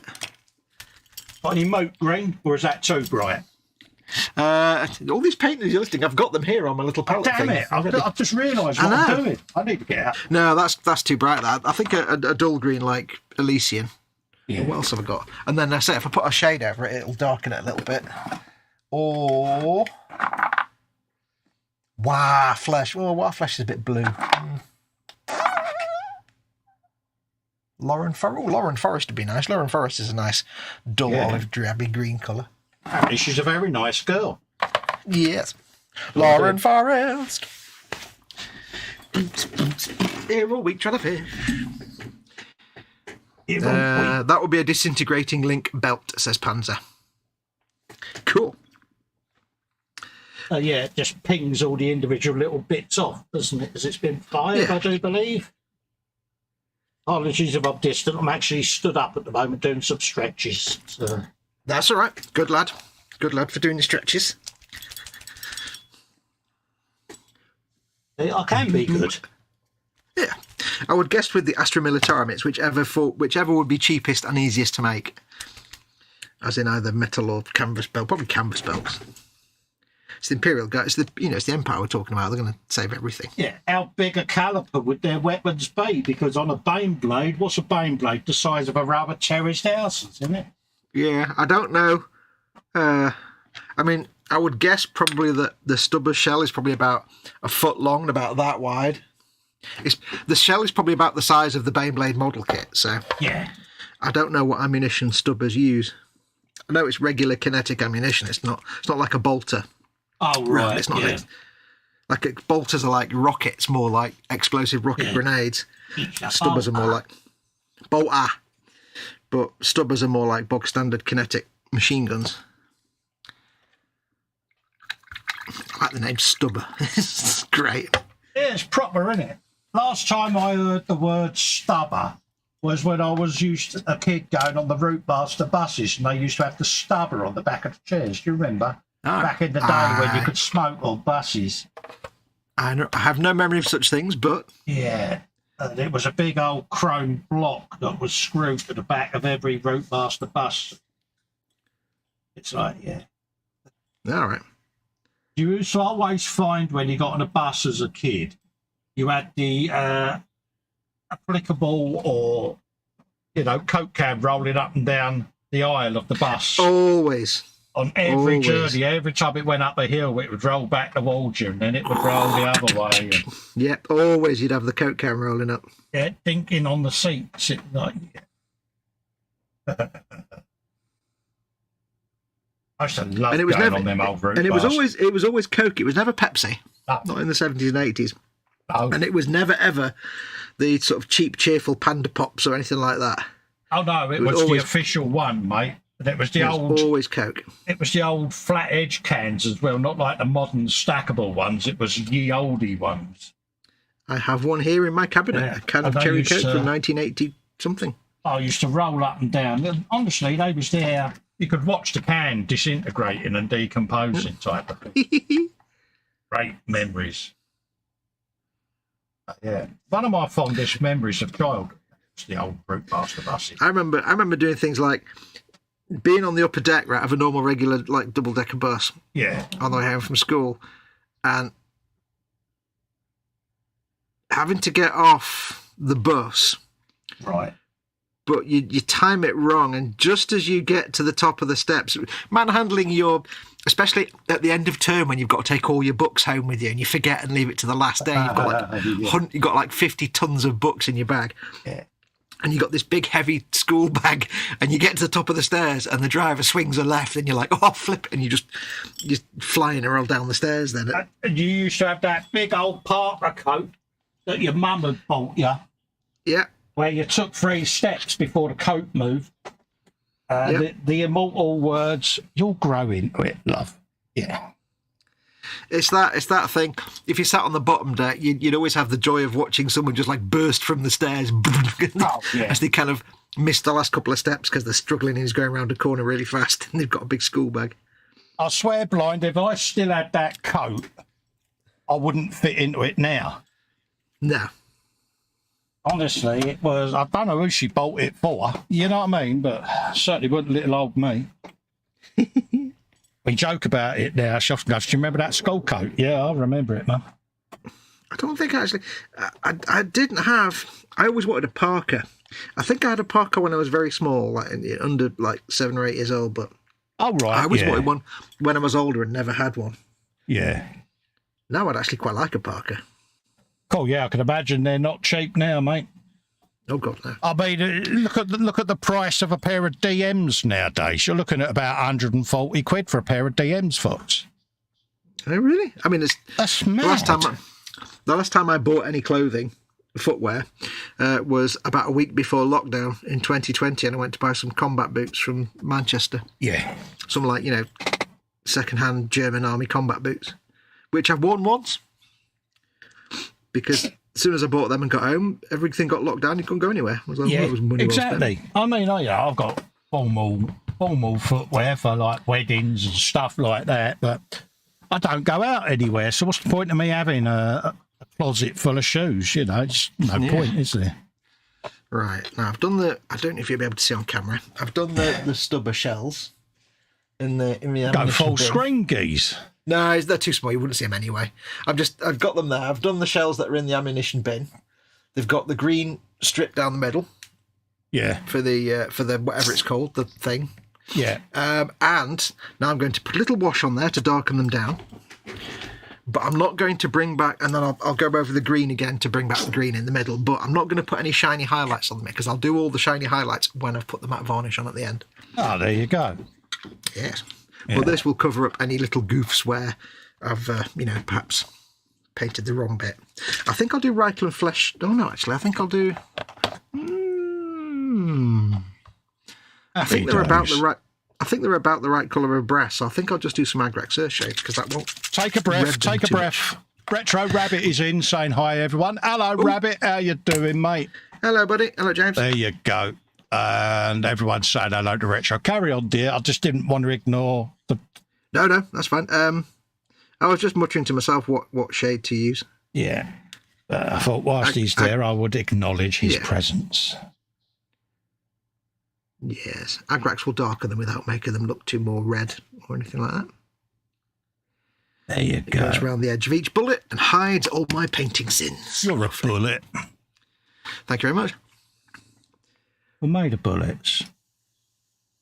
I do love, and I've got to say it, I do love the precision that these things give you. Because you get a tit or a nub, sorry, on the side of your bit there. Apologies. You can get in there and you can really get rid of it, and it's just super smooth, and it's like, I've been using the red ones on my little resin figures. Oh, I haven't got them, for the little mate. bits of resin. Yeah, I've got me blue ones, really nice. But I haven't got the red. What's the difference, dude? The blue ones, those ones, the SPN 125s, they're the fine detail ones. Yeah. The red ones are a bit more all-purpose, but they're still for fine stuff. Oh, right, a bit like cutting off the sprues, use your red ones, and doing the delicate stuff, use the others, yeah? Well, yeah, but not off like big gated sprues, because for them you get the big fat blue ones. Yeah. Wow. Happy days. The red ones are kind of a bit more all-purpose. Like they're a bit like your green Mr. Nipper ones. Oh, yeah, me Mr. Robbie ones, yeah. Yeah, they're like them, but obviously better. Oh, at least I know what the difference is now. Right, what have we got going on here? Quite pleased with how they come up. Good call on the ammo belt there, Panzer. Oh, yeah, he's a legend, mate. A legend. I'll put that to one side. The legend of Panzerness. That's what we want. I'm trying to hold this so that my big old clumsy Pat Jennings goalkeeper hands don't wreck the bit, but how successful that works out for me is another matter. You'll do it. We have faith in you, my child. I'm notoriously clumsy today. My shades are still drying. Are they really? You've not got a hairdryer there, Geese, that you can persuade them to comply with? Or I don't like drying my hairdryers because it makes them go all... It can make them go all slightly lumpy. Or all right. They don't flatten down. Okay. Imagine I could just kind of... I'll leave it for a bit more. What can I fettle with? Let's see what I can fettle with in the meantime. Yeah, have yourself a fettle. All the fettles. I don't want to paint the ends of the smoke launchers because that paint comes off every time you pick this thing up. So. Oh right, yeah. Because they're just perfectly positioned to just contact every surface. Yeah, we've got that going up under there. That then goes up in there. Okay. Put that over there. Don't need that now. Yeah. Hey. Oops. Lewis, PJ says, Wabbit. Everybody's saying hi to Retro. Hello, Retro, mate. Lovely to see you in, geezer. Panther says, rocket-propelled bullets were a thing in the 70s. It didn't last. Gyrojet was the name, trade name. Yes, I've seen... I watched... There's a YouTube channel where this guy from the Royal Armouries actually looks at video game weapons. Oh, right, yeah. And he compares them to real-life weapons. Mm-hmm. And he was talking about gyrojets once. It's like these rocket-propelled bullets. Yeah. He said, yeah, they were kind of great, but not that great. But in the Warhammer lore, you've got bolter rounds or bolts, which are... They're like small... They're not really bullets. They're small explosive missiles, really. Right, yeah. But fired in a gun. Oh. Like these gyrojets. And then you have stubbers, which is basic kinetic ammunition. Yeah. And loads of other weapon types. Yeah. But the idea being, if you get hit with a bolt from a bolter, you just evaporate. Yeah, I could imagine it would smart a bit and all, wouldn't it? Yeah. You know, you'd be like, don't fire that bolter at me. He's like, oi, you can't use the explodey ones. That's not fair, that is. Yeah. Don't know what that accent was meant to be. I don't have a clue what you was doing there, mate, but it sounded good. It was something. It was something, wasn't it? Yeah. I'm just giving up. I'm not... My accent foo is not strong today. No. No, your Mockney accent is a little bit off today, isn't it? Yeah. I know what I might be able to do. Maybe. What's that? Well, I don't need to do the metallic highlights yet, but I can bring the metallics back a little bit to brighten them a little bit. They'll get matte varnish before the end, and then I'll do the highlights, but all the metallics have been null-oiled, so I can bring back a little bit of the silverness and lighten them with some Necron compound, perhaps. Oh, that. Why am I shaking it? It's a dry paint. I'm shaking it like an idiot. Oh, you ain't. I was like, oh, what? Oh, you want a spud you like? You like? I'm a spud you like. So, let me find... Shaking the dry paint. I've heard it all pretty now. much. Pretty much. Let me find a cheap and cheerful dry brush. Yeah, how do you feel? Incredibly silly, he says. Yeah, and I can dry brush over the stubber as well to give it that little light gunmetal effect. And right. this stuff will just get matte varnished, but then I can bring out the shiny later. So it'll look shiny for now, but not for long. Not for long. Oh, hang on. There's a lot of liquid in that Necron compound. That doesn't is it a shiny, happy little stubber, is it? Happy little stabber. Let me find a different thing of Necron compound. There we go. Apparently that goes in there, so we'll have that. Better. And then that one goes in the top part, so we'll have that. Do. Rabbit says the Eldari, this is of interest to you, the Eldari had a weapon where it would enter armour, then expand and liquefy whatever organics it contained. Oh, nice one. Yeah, it sounds pretty harsh, that. Sounds pretty brutal, doesn't it? But it's not the best weapon of all of them. Because the best weapon... Now, I can't remember its name, but it's the orc weapon that basically teleports. Oh, right. Whatever you shoot into the target. Yeah. So theoretically, if you could teleport, it would basically teleport the bullet inside the person or it would teleport a rocket inside the tank you were shooting at, for example. Oh, right, yeah. But orcs being orcs, they used to use it to shoot anything. Yeah. So there's one like story of how can I put this? They fired. What's it called now? There's a squig. Yeah. And it's called, I can't remember what it's called. It's basically, it just constantly poops. Oh, right, yeah. It's basically got the runs and it's permanently pooping. Oh, okay. When it gets nervous, it just poops and like a hose pipe. Yeah. And what they did was they put one of these squigs into this weapon and fired it into a Baneblade. Right. Or it might have been a Lehman Russ. And they fired it so that basically the squig materialised, not just inside the Lehman Russ, but inside one of the crew members. Oh, right, yeah. So not only did it kill the crew member, it obviously then started panicking.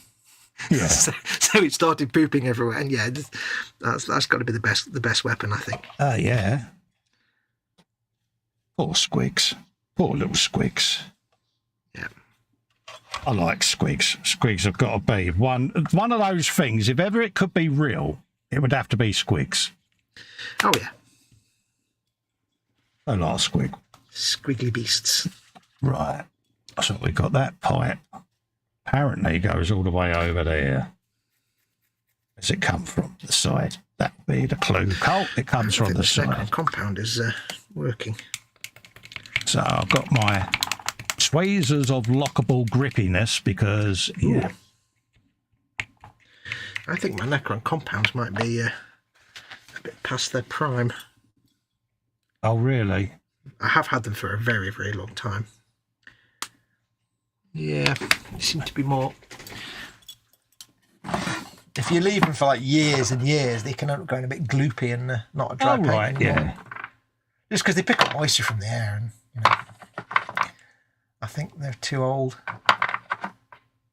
There you go. There's the next pipe gone in. That one is too liquid. Try and hold that so you don't knock it straight back off, Colt. Necron compound. There you go. So let's delicately put that over there. Oh, yeah, all day long. I'll have a bit of that. Got that exhaust to go on in a minute. I do believe I spotted some devil's metal that needs to go on it and all. Devil's metal. So I'm already feeling a little bit... little bit tension going on there. Puckering may be happening, mate. But in the meantime, I am going to build the mudguard suspension and the wheel just so that I can let that engine set up a little bit better.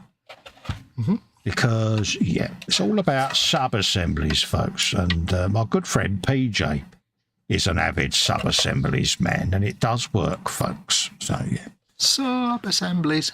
That's why I wanted to build that shell as a complete unit, because it was like, yeah, it needed it. Right, do I do one with a up cap on it or without it? We got this debate going on, because I did the rear wheels, one with and one without, because I wanted it to look like it had lost an up cap. On the front wheel, what should we do? Should we have that looking a bit sexy under there, or would it have come off through bouncing up and down the roads? Let's have a think. No, I'll leave it on. Let's make it look a bit presentable. Yeah, I mean, you can imagine the build quality of these vehicles would be minimal. Oh, absolutely. But then saying that, I do own the German variant of the Opel Monza, don't I? You know, because, yeah, over here it was the Vauxhall Royale. But I've got the Monza, and I must admit, even now, I mean, this car was 1983, I think it was, or 85, one of the two. But even now, when you shut the door, you hear that of German build quality with the door. It's not a namby-pamby little knack. It's a proper manly... Oh, yeah, but I mean, this little milk flow, I'm sure it'd be shoddy like our milk flows were. Oh, yeah, this is going to have been made out of Baco foil, isn't it? And bits of old, and it would be bits of old shed and stuff, you know? And it'll have been destined to go over every single cobbled surface available in wherever it was. They would have gone round all the allotments, knocked down all the rot in the wooden sheds, got all the firewood from it and made the floors and all the framework. And then they're like, yeah, we've got a couple of old baked bean tins here, folks. Let's have them.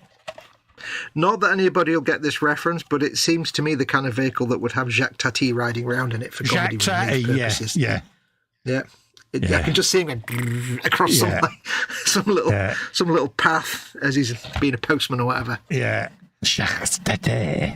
Yeah, I used to love Jacques Tati films. Yeah. Oh, I've got all exotic and foreign there. I do apologise, folks. I remember the one where he was taking the car to the car show, and the bit at the end where it was all the different cars with the different kinds of windscreen wipers, which I was rolling round laughing at that. I've got one for you, right? Now, this is something I observe whenever I go out, which is quite rare these days. Yeah. But have you noticed, and I don't know whether you do it, but I caught myself doing it once. You go to a restaurant or whatever, or you're at an hotel or, you know, that sort of thing, and you go down for your breakfast, and they go, what do you want? Do you want full English or do you want a croissant and that? And you go, you do the voice. You go, oh, I'll have a croissant. Because I've It's one of noticed those a lot of English folks are doing this in hotels, and it always Croissant. makes me giggle. Oh, I'll have a croissant, you know? Why Well, do it's we like- do that? And the funny thing is, right? I mean, I got an A level in French, and even I can't pronounce croissant in any way that makes me feel comfortable about the way I've said it. It's just this, Yeah, it's one of those words that exactly. I'm pretty sure even French people don't really know the right way to pronounce it. It's like But it's just something I've noticed a lot of English folks doing. Even if it's a hotel, especially in London, because when we go up to London, we tend to travel up. We then stay overnight to let me recover from travelling. And then obviously we go about our expedition of what we're up to that day. So of course, I caught myself doing it. And it was like, I'll have a nice croissant. And I'm like, why did I just do that? Yeah, you can't say it without doing your comedy French accent, can you? It's true. You're not wrong. Yeah, You're not and wrong. you go down for your evening meal and you just hear people, I'll have a fillet of fish. It's like, Filet. yeah, I just find it funny. Do any of you do that sort of thing? Because, See, I love the fact that everyone goes to McDonald's and orders a fillet of fish when it's actually filet because it's a French word. But Yeah, you filet. can't say filet of. It just sounds stupid. Filet of fish, please. Yeah. No. yeah, it's like I pronounce Paris. Hmm. I'm Paris. off to Paris, I don't know why I do it. It's like, going to Paris. I used to find it really difficult if I was speaking French to then have to say an English word. Yeah, Because I always had this thing of, do I say it like an English person because it's an English word, or do I Yeah. say it like a French person would say it? And I could never quite get around that. As it probably will come to no surprise to you, but I'm not great at foreign languages. I know it's a shock.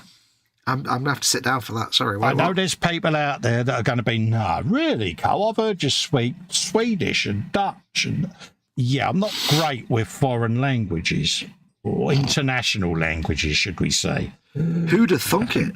Yeah, so I'll have a go, but it's when I've been abroad and I've had a go, it's the look on the person's face, because I go, did I say that wrong? And they're just, they want to burst out laughing, but they appreciate you've had a go. But I must admit, I can destroy any language. Yeah. It was just always weird though to try and speak a foreign language, but then have to say an English word. And my brain was like, I can't just say it like I'd normally say it because that can't be right. Yeah. But you do. I like, when I go abroad, I like to try to sample a bit of the culture, so I'll go a little bit off-piste, go to some rural gaff, and just try to have a little bit of the local cuisine and just, enjoy it that way. But of course, sometimes when the further you go inland, the less likely you're going to find people that are fluent in your own language. So, Oh, yeah. yeah. And I've done some great ones, but I'll have a try. Well, we did that in France. When we stayed in France, we stayed in Volnay, which is like, it's not in the south of France, but it's like in rural France. Yeah. And of course, we'd go into the local sports bar where the locals are, and there's like none of them spoke English at all, or vaguely. So it's like, we had to speak French. It was like, great, because I have to speak French. I've got no choice. I have to speak French. See, I love Italy. I love going out there. I love the Italian people. And I just love the quaintness in Italy, and the little old stone buildings. And of course, when we used to go to the MotoGP at Mugello, you had a lot of them sort of buildings and the old piazzas, and the people are so hospitable.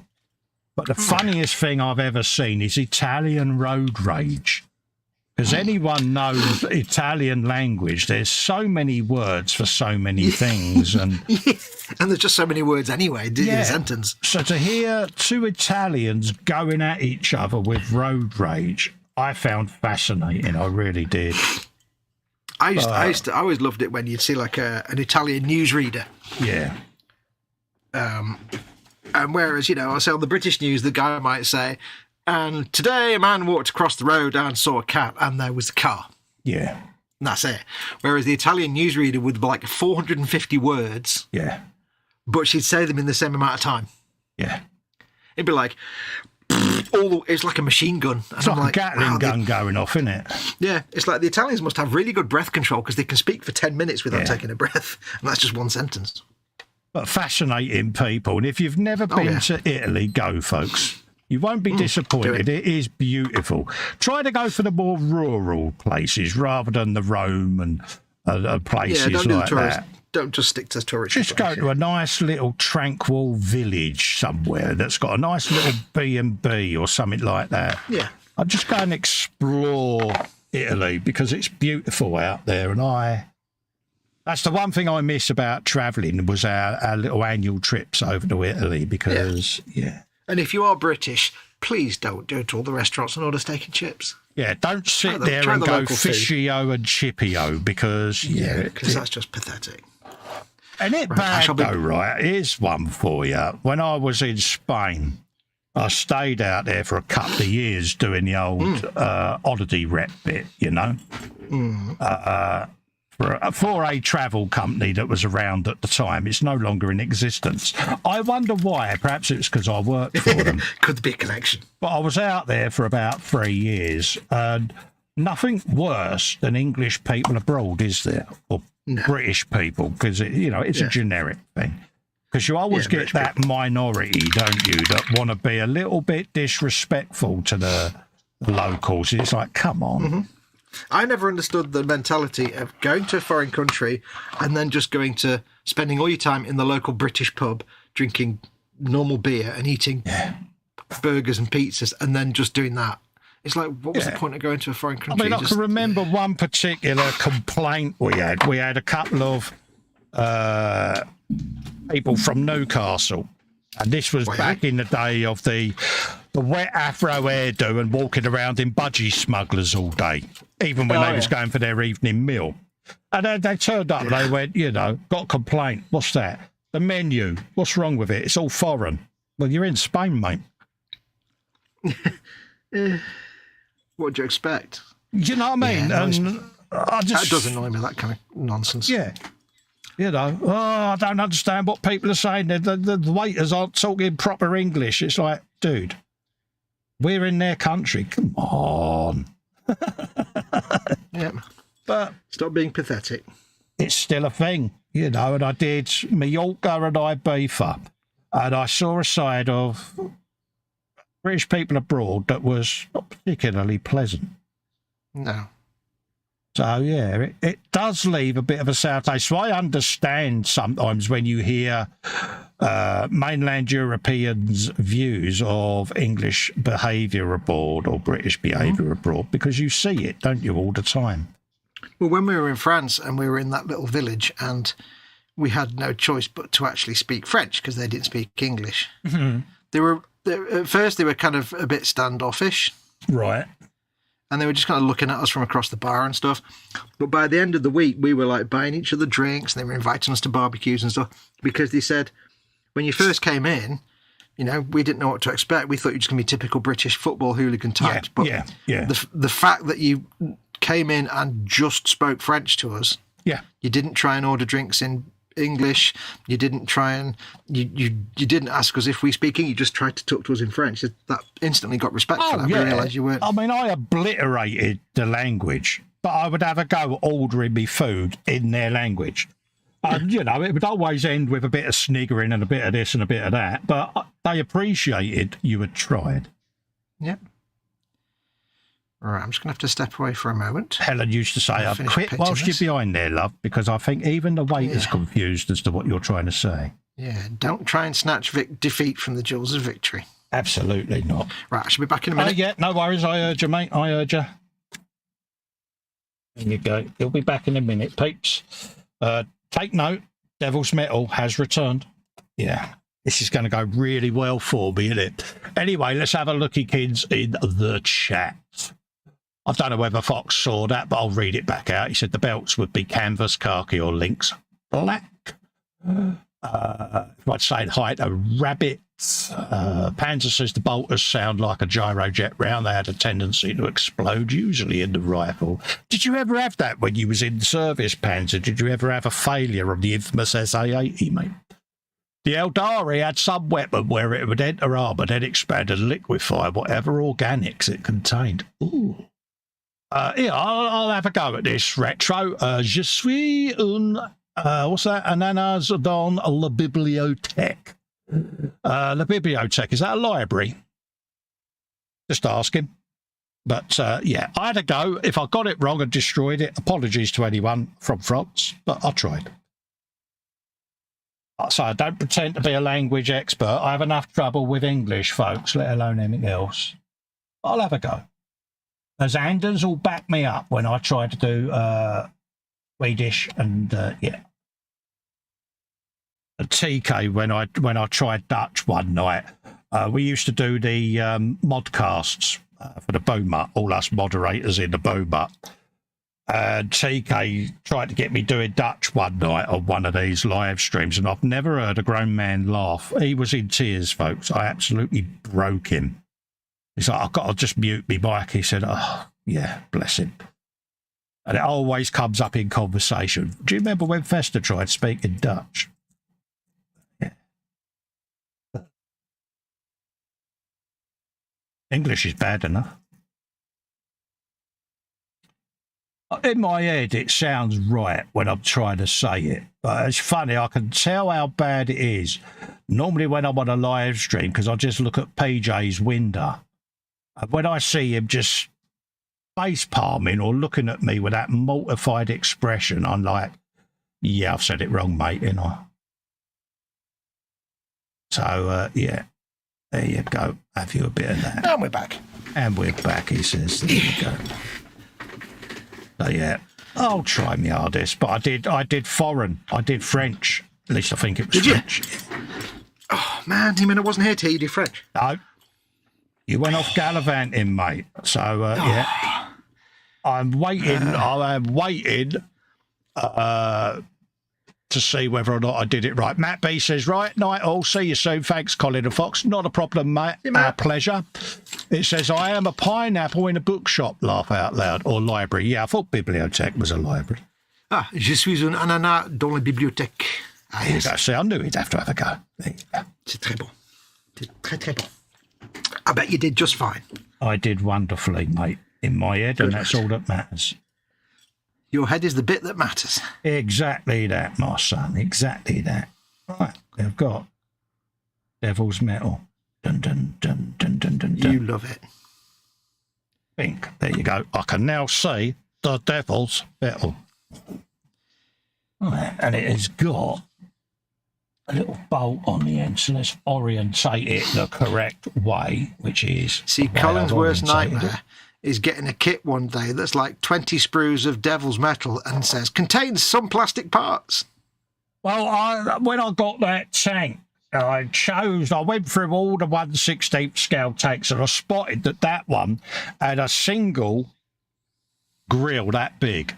One piece of photo etch, and I'm like, ka-ching, that's the one I'm getting. Do me.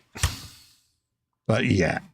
So, yeah, someone asked me Monday whether I'm going to do any more of the big tanks. I might do a big Tiger if they do one of their mid 16th scale, because there's something about a Tiger. I want to do a Sherman and I want to do a Tiger. And I've got a Tiger up there that's going to go with my Sherman on display. So let me have a look. I shall find out. So, yeah, I will probably do a Tiger. That's if Pete wants one, of course. You know, if he wants me to do something else, I'll do something else. I wouldn't mind having a go at a Tiger. I'll have a look for you. You got to have a go at doing different things. And I've thoroughly enjoyed it, to be honest with you. Right. The other half goes on there, Carl. So what do we do? Do we put that on first? Yeah, let's put it on first up there. Military plastic model kits, 1/16. Right. Let's see what you can do. Let's have a look. You have many choices. Yeah. There's over 60 choices. Let's have a look. Dude. I know you've got your eye on doing one because, yeah. Dude, they do 1/16 scale half tracks. Yeah. Like Hanomag half tracks.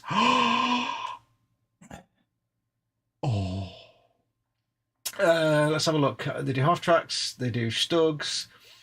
They have, the Panzerkampfwagen 6th Tiger early version, 1/16. They have the Stug. They have Jagdpanthers. God, they've got loads actually. Yeah, because I know you want to do 1/16th, don't you now? So one day, yeah. I've seen yours and seen Ted's and thought, I could be up for a big weather. Yeah. They've got the adorable little 1/16th Panzerkampfwagen 38, which is like a little, it's like a little toy tank. It's just stupid. Panzerkampfwagen 3, Stug. Yeah, they got Panthers. Ooh. days. 1/16 Panther, that'd be massive.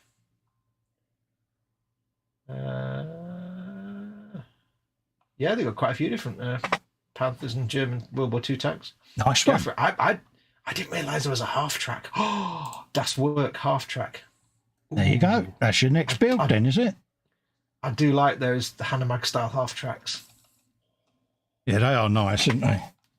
I'm gonna close that window now. In 1/16 scale, that's gonna be huge.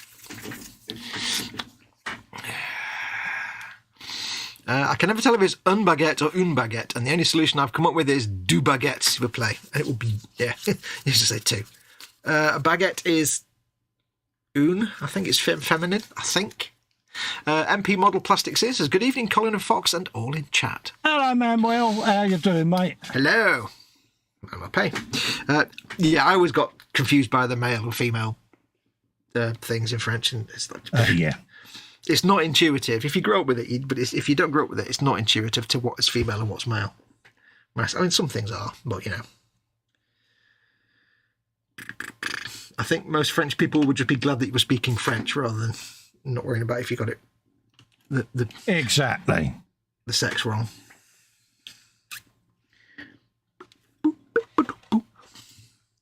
Now I'm doing one of my favourite things at the minute, which is painting bone. I love painting skeleton and bone and stuff.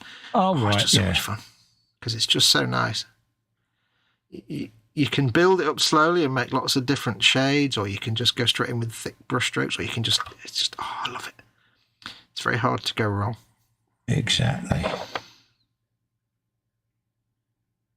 Trying to do this. You guys probably can't see what I'm doing very well at all, but I do apologise. Full screen. No, just because I can't. It's tiny work, and I can't get the camera close enough for them to see anyway. So got it in there in the end. Steady now.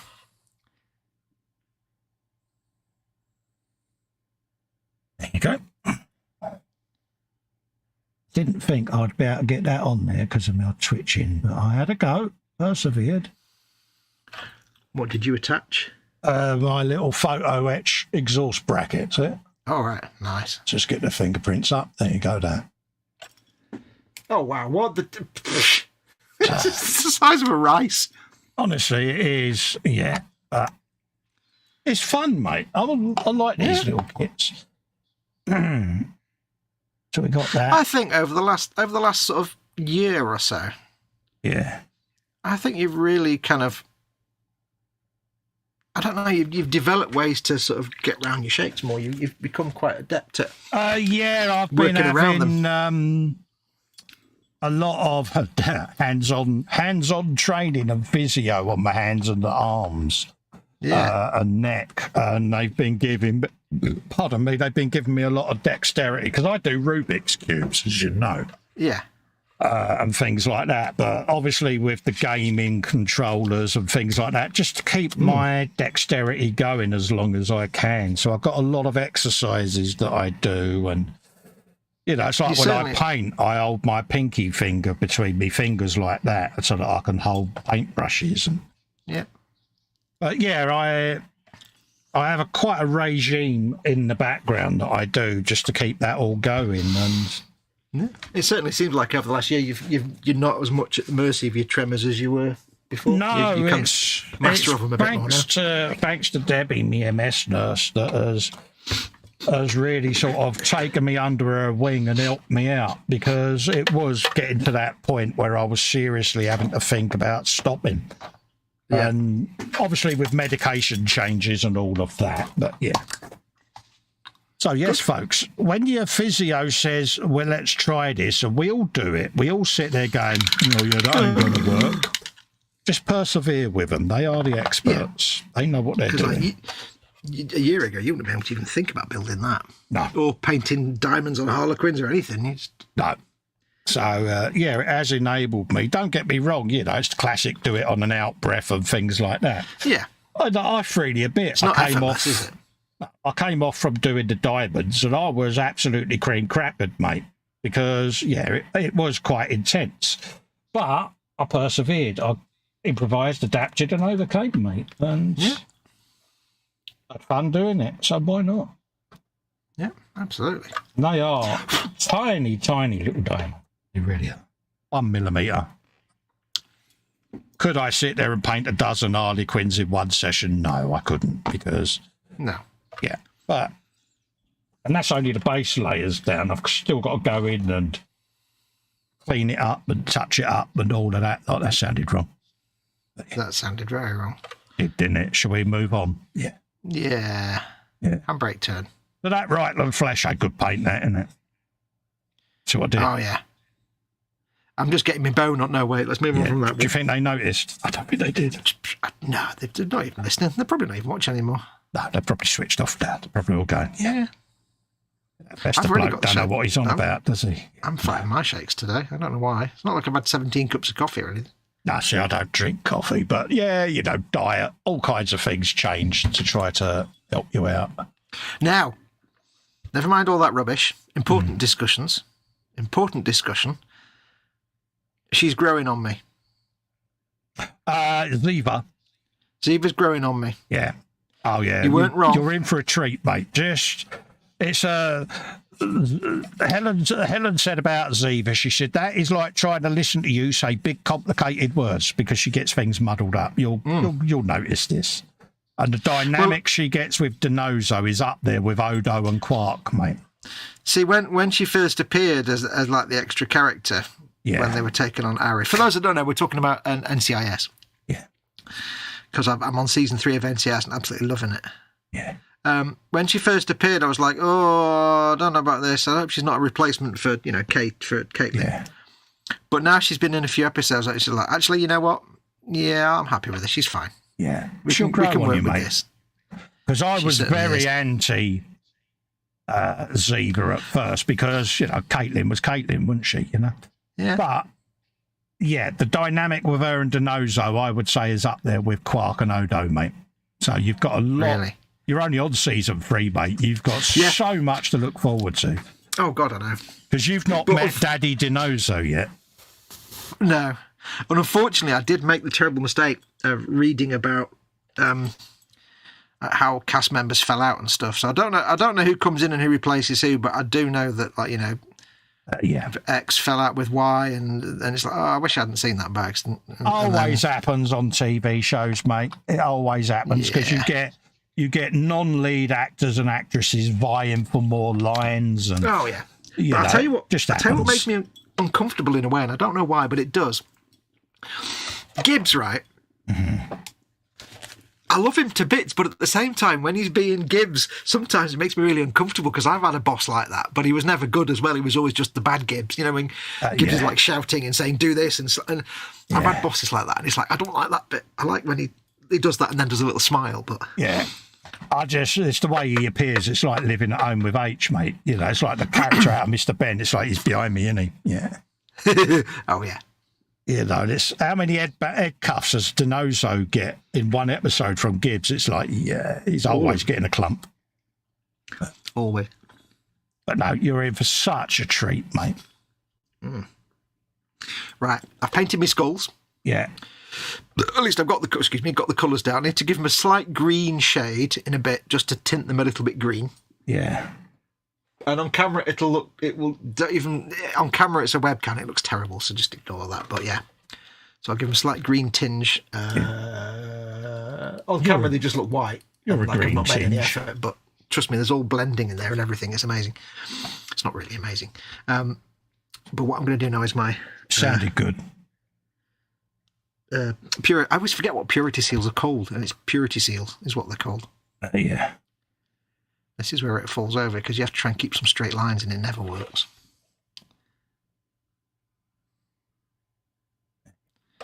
But yeah, Daddy to know, though, legend. Manuel says, good evening. Retro says, I could never... Oh, yeah, I think you read that, didn't you? Baguette and Baguette, yeah. Yeah. There you go. Pay attention, Cole. Pay attention, 007. B7. B, what? B7. Have you a bit of that in there? Like that. In the chat, a droid from that Star Wars. In the chat, what's your favourite TV show? What's your favourite? Because we all have our preferred TV shows that are on our must-watch list. So, what would be your go-to TV show? I've got so many. Yeah. I think as long as it's got like a good ensemble cast and it's not particularly serious. Yeah. It's got some humour. So things like Bones, Castle, NCIS now, things like that. I quite enjoy them. They are really good. Yeah. Because it's an ensemble cast and it's slightly humorous. Yeah. But serious things like CSI, no interest in that. Yeah. It was the dynamic in Castle, wasn't it, with characters, there were some good dynamic. Things like Stargate as well, even though it's sci-fi and stuff, it's still a good ensemble cast series, and it's got some great sort of interrelationships between the characters. But things like the serious stuff like CSI, never interested in that. Yeah, I don't mind it because I have a very keen interest in the whole forensics thing. So yeah, I tried to watch them, and it just seems like pretty people. The only one I watch is CSI Crime Scene Investigation. That's the one that I watch, but I stopped watching it when William Peterson left because, Grissom is Grissom at the end of the day. And I just don't think any of these replacements quite worked the way he did. But I haven't watched any of the other spin-offs because it's like, I watched that one, that's enough for me. I think I just didn't gel with any of the characters in CSI. I was just like, they're boring and they're just pretty people. And it's not. I'm not bonding with the characters, so... No. It is not relevant to my interests. DS9? Oh, yeah. Yeah, but that's the Kira effect, isn't it? Kira. Yeah, that's proper good ensemble cast. You can't fault that. I think anything where, you see the cast and they interact with each other, and especially when it's a slightly less serious thing, because it always comes across then. They interact with each other and it just seems so natural. Yeah. Like, that is just... Because then it makes them act better, and then it's just... Because then they all seem like they're all friends in real life, and I don't know, it just comes across in the characters a bit more. That's where NCIS works, because Mark Harmon, who plays Gibbs, did a lot of ad-libbing through it. Yeah. So quite a bit that he does is unscripted, and he's... dynamic with Dinoso. The pair of them would just randomly start ad-libbing during particular takes, and it was kept in because it worked, and I thought that was a pretty good way of doing it. I mean, that was the thing that surprised me so much with NCIS, with just the first episode. I know it wasn't the first thing they'd all done together because they were in that other series as a sort of hidden pilot, but they all seem to work perfectly together as characters and gel perfectly, as if they've been filming together for years in the first episode. It's like, really? Yeah. Like, you watch anything else, and it always takes a couple of seasons for the cast to really come together and gel. But now in NCIS, it was like straight off. Oh, yeah. Proper just went for it, didn't they? Yeah. I mean, the storylines are a bit silly, and it's not exactly high crime or thinky stuff, but that's fine. Yeah, but like I say, to keep something going for all them seasons, you're going to get a little bit of artistic license, so to speak, isn't you? Oh, yeah. But I mean, the number of times you look at it and think, I don't know who this character is, this new person, he's clearly the bad guy. And it's like, yep, he's the bad guy. Yeah. There's a bit of Scooby-Doo going on about it. Oh, yeah. Everything was going all right until them meddling kids. Yeah, we know. Yeah. And you get, Supernatural as well. I love Supernatural. Yeah, I've never been able to get into that. You have to get past season 1. It's a tough sell to get past season 1. That's the problem. After season 1, it's an easy sell, but prior to season 1, and that's more just because the two main characters are like they were friends in real life anyway. So it just really came across on camera.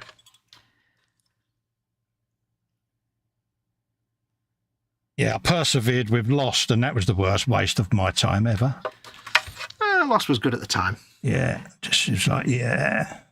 Would I watch it again? Nah. No, Lost isn't a rewatcher. Lost was more like they kept having things happen. Oh, I need to find out what this. Oh, it's a mysterious hatch. Oh, and it's like I found myself drawn to Lost, but I couldn't watch it again because once you know everything, yeah, it's not the same. That's the thing with some of them. It's like, yeah, I've watched it, but yeah. Yeah, Supernatural, once you get characters like Crowley, isn't it? Yeah. Yeah, Helen watches things it. Like that. She's his a fan mother. of it. Yeah. Me, I could just take it or leave it, to be honest with you. It was like... Yeah, like I say, it's a tough sell to get past that. Even I struggled with the first season. I thought, no, I'm desperate for something to watch while I'm eating. I've got no other choice. I have to sit and watch. And it paid off. That mud guard on when it's dry, can't? Mud gold. See, now I've got the challenge now is putting the text on these purity seals. Ooh. Yeah. That's when it all goes to pot if you get it wrong. Always good fun doing that. Yeah, that comes across brilliant. I mean, I've actually seen people do, like on these purity, like keep in mind how big that purity seal is there. I've seen people do these things and actually put like illuminated text characters on there. Yeah, I've seen that. And it's like, I don't even know how they do that with a brush with single hair. I'm lucky if I can just skill level Japan.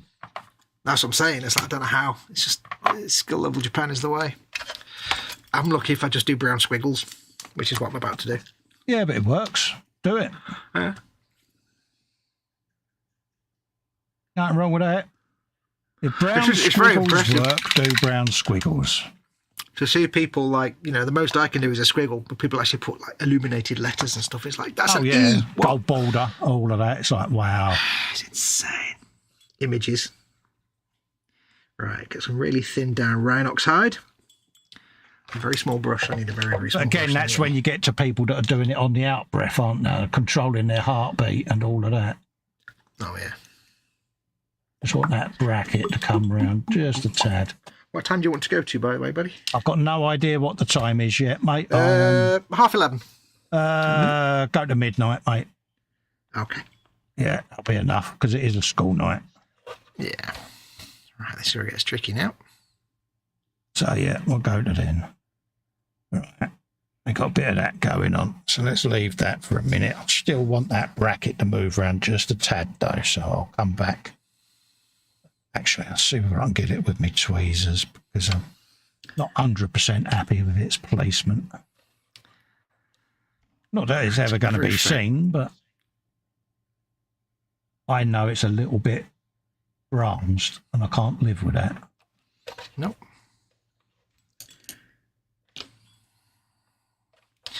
There you go.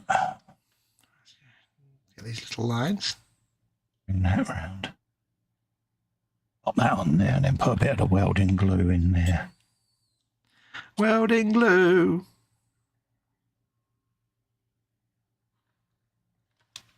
Hold it in place. Bosh.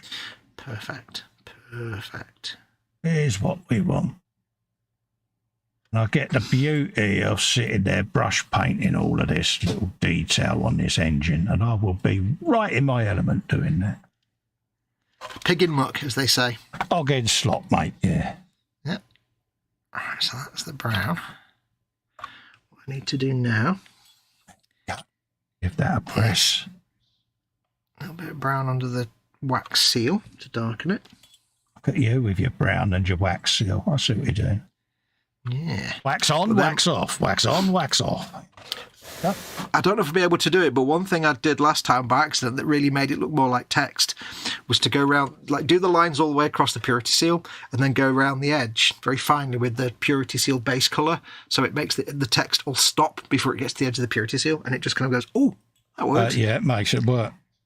Yeah, it looks like printed rather than going off the edge. Absolutely. Yeah, you got to go back and dress the edges, mate. Yeah.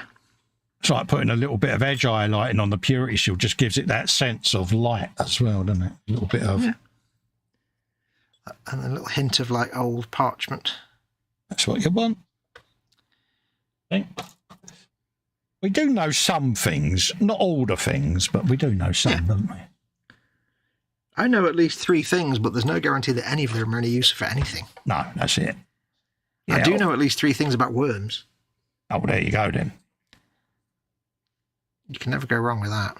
It's all about worms, mate. Got to have worms in your life. A wormery. Oh, that'd be so cool to have one of them on the bench. Worm farm. Little You worm can get farm. worm farms. Worm farm. There's probably a name for it, but I don't know what it is. Yeah, that's that one. Let's do the same on that. Clean that off. Oh, I love this little brush so much. 24 says Panzer was excellent. Yeah, a bit of Jack Bauer. He says he I never got enjoyed into that. Homeland. That was the one with Damian Lewis, wasn't it, Pans? Yeah. Homeland? Yeah. Was it? What was that person? No, it was, yeah, what was Person of Interest? Was it Person of Interest? Oh, yeah, Something? Or was Person that of another- Interest. Yeah, that was another one. The guy with the machine, wasn't it? Little guy with the glasses. Yeah. Can't think of Yeah, the no, other I lead tried- actor's name, but yeah. I tried 24. Couldn't get past the first episode. I was like, bored. Yeah. Yeah. I think it was just too serious. Yeah. Bit of Jack Bauer. Damn it. Yeah. How many times think can I like- Jack Bauer say damn it in one episode? I don't know how many times can that guy from CSI drop his shades. Yeah. I was going to say, yeah, I think I need a bit of silliness in my ensemble cast programs to make them the kind of thing that I watch. Yeah, I mean, you're a bluey nut, so you know what I mean? It's like, yeah. Well, the exception is, like, I used to love Law and Order when I was younger. I used to watch Law and Order. I always liked Law and Order. That was always good fun. West Wing, for me, I still say was one of the West best Wing. political shows ever. Oh, absolutely, by far. It's just one of the best ensemble dramas. Favourite character in West Wing?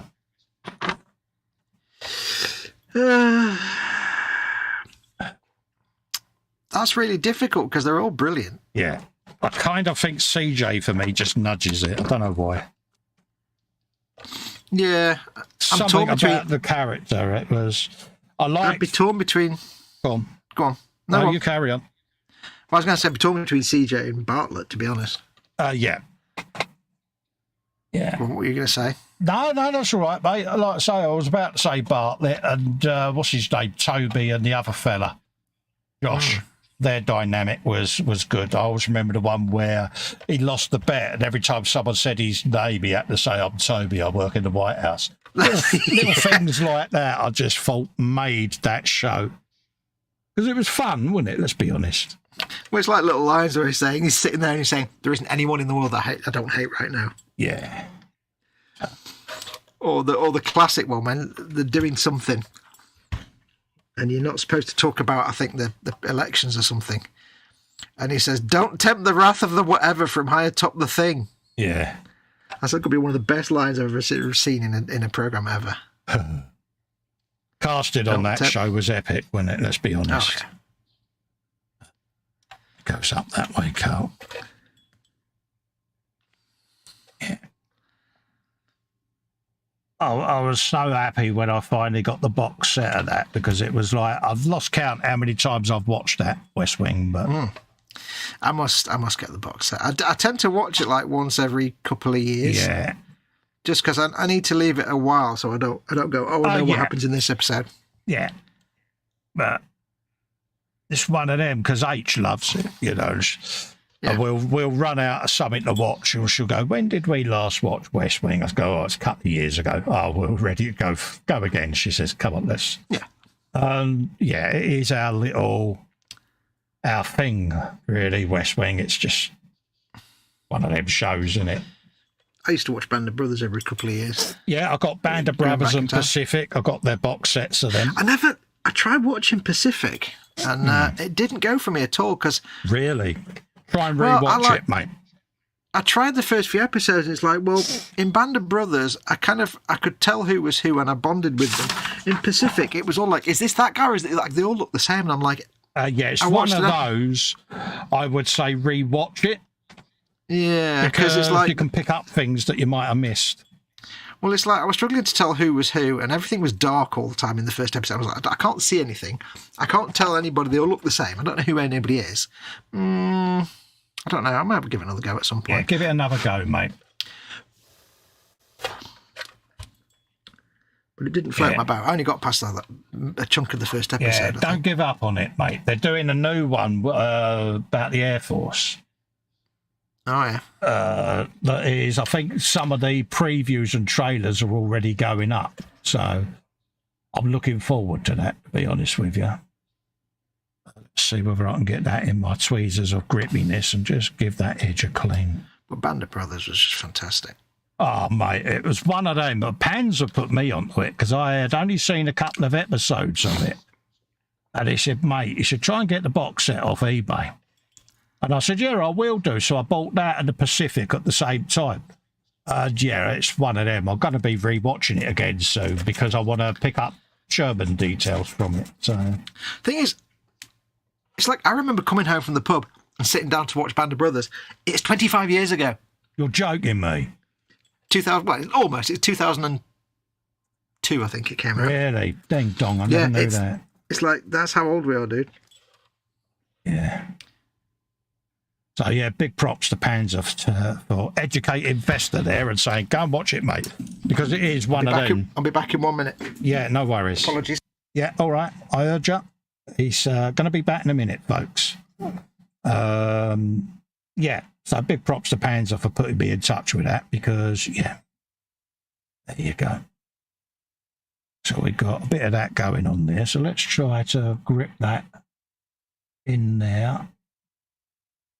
Just like so. That went well, didn't it? Let's pick that up again. This is where I'll ping it now and it'll all go wrong. Yeah, I can't get my fingers under there. Damn it. Jack Bauer. Damn it. Let's put it on there and see if I can grab it from there. There you go. We got there. I make the mistake so that you don't have to. Very delicate process for me doing this sort of stuff. There you go. Let's see. I've got a bit of super glue somewhere. Probably on me. A little smidge just on there. Oh, it's dried off. Right, let's put another dollop on there. That's gone again, isn't it? Where did it go? Let's try my other set because the tips will go together a bit tighter on them. Let's try them ones. JC says, hi, Colin and Foxx even. I nearly said it wrong then. And all in chat, Festa and Foxx. Panzer goes Leo McGarry. Yes, he sadly passed, didn't he? Just before the series finished. John Spencer, I think the guy's real name was. But yeah, very tragic that was because, yeah, I do think that character was very... the father of the series, wasn't he? The voice of reason was Leo. And yeah, I would have liked it to have carried on, just to do one season with Jimmy Smits as president, just to round it off, because obviously it ended with his inauguration and all of that, and it would have just been interesting just to see how the character would have developed. So, yeah.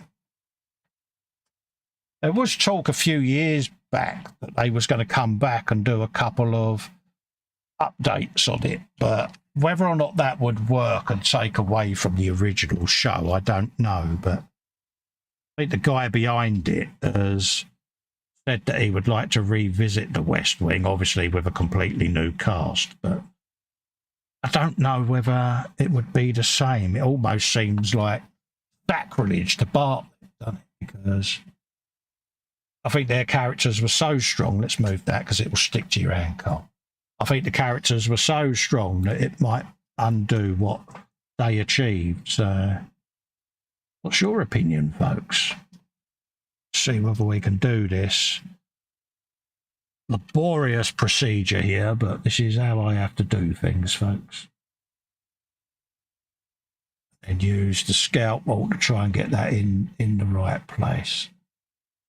Because I watched overnight Shawshank Redemption again, because that is my all-time favourite film, closely followed by The Green Mile. Yeah, I saw it was on Prime last night, and I thought, you know something, I haven't watched it for a few years. Let's give it a rewatch, and I love that film. Don't know why. Yeah.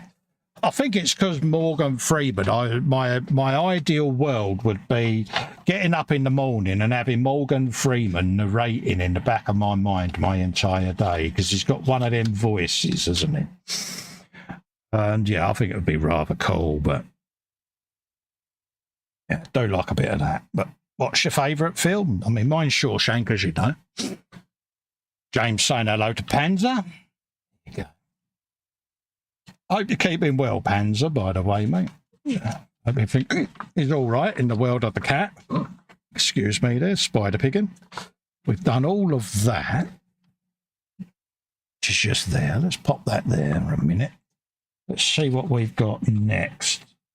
That's joining the engine together. I want to keep that as its own sub-assembly so I can go in and detail it. Got all my lines to make up, which I'll do. Once it's all been detail painted, I shall go through and I shall make all of these up and then attach them and have all the pipes loose like this so that I can feed them through. So I shall do all of that once this is all painted and the wheel is on. I'm going to leave the wheel off. Or shall I put... No, I'm going to leave it off because it'll stop me getting right up under there, won't it? So that one can stay off. That's the suspension going on. We've got photo... Oh, my God, we've got Devil's Metal there. Okay, you've got PE8 and PE2. So why have you got two different grills? Oh, because it's the logo's slightly different. We got that, so we can get a bit of bonnet going. Dun, dun, dun, dun, dun. I did that. So we've got a bit of bonnet going on. What's the Harry 22? Yeah, we'll come off at midnight tonight, folks, if that's okay, because that'll give us a couple of hours, 3 hours, I suppose, that we've done. So I am mindful that it is a school night for a lot of you, so we'll do a bit of that. What else has got to be done after that? I don't think there's an awful lot left. That's sub-assembly. Okay, I'm tempted to make a little hinge for this. So it flips up and down. Got the roof rack, that's all photo etch. That's the wing mirrors, so that's that. Oh, I can build all my churns up and my crates, so I can do that. So we'll put the photo etch grill on. But then we'll have a look at doing some churns and that next week so that we can get all the detail stuff done. Let's get that off of there. Give that a scrapey. Try not to stab myself because, yeah, don't want that. Can't have little Lord Fauntleroy mocking me, can we, for stabbing myself? Because, there you go. Give that a scrape and then we'll start sanding that. All is well with the feline life, just working a lot. Yeah, how you getting on with the new job, mate? Hope it's working out all right, mate, because, yeah. That's the key, mate. Especially in the current climate, mate. It just, you know, it's Bitcoin, isn't it, mate? That's the key.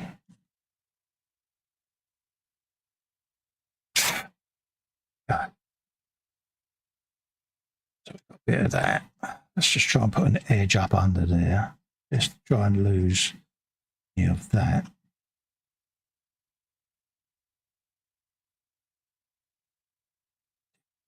Give that a little scrape. And then we can start going down the front edge there just to lose that. A little bit of extra thin around it just to lose any of the sawdust. Sawdust. Okay. Right, and I think there's two choices of grill in here. What I can see. Yeah, look, told you. As soon as I pick it up, it'll stick to my finger. I never let you down, do I? Astra and super glue strikes again. We've got two grills. Right. One's actually got the logo on it, and the other one hasn't. So which one do you think I'm going to choose? I'm going to choose the one with it already on there, because at least I know it's in the right place. So I'm going to go for the cheats option, because I can. I keep all photo etch reballs because you never know. There might be somewhere where I need a grill. Then it ain't got the logo on it. They're a generic bit of grillage that'll work on any vehicle. Keep all your little offcuts of photo etch, because why not? Let's have that on there. Put that in there safe. I can't build that roof rack. Look at that. Wincy, wincy photo etch roof rack. Was there a bit on the front one? Yeah, there is a number plate that goes up under there. So let's drop the number plate off and all then. So I'm just cutting this. I've got on my left here. I've got my little glass cutting mat in case you wonder why I'm going off shot. It's just on the side there, folks. So I'm just doing it off shot. So I just keep picking it up because I've got couple of bits of models still on there that I'm working on, so it's easier. I'll just do this off to me left. But yeah, it's one of them God-hand glass cutting mats that I use for my photo etch. I used to use a bit of ceramic tile. Now that I've got that, and it sits permanently on my bench. So let's give that another run. Comes in really handy for the devil's metal, I must admit. Grab that off of there. Put that with the grill. I'll pop that away. And I like this with the mini art kits that they give you the photo etch in a little packet. I don't know, it's a nice little touch. Right. Let's get these cleaned. Put that on the cutting mat there because I can see the reflection from it. And then we can get these all nice and done. Use some of that,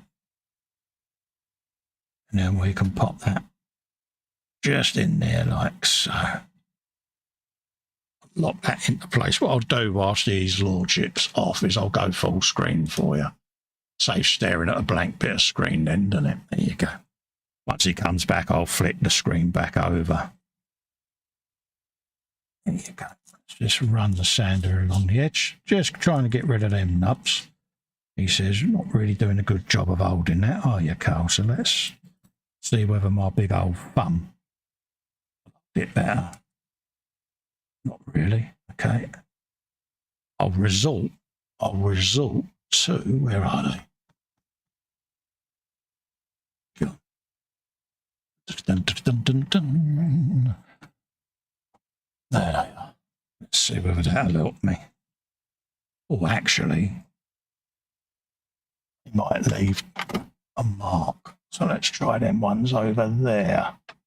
Let's get the heavy furniture out and see whether I can grip it better with that.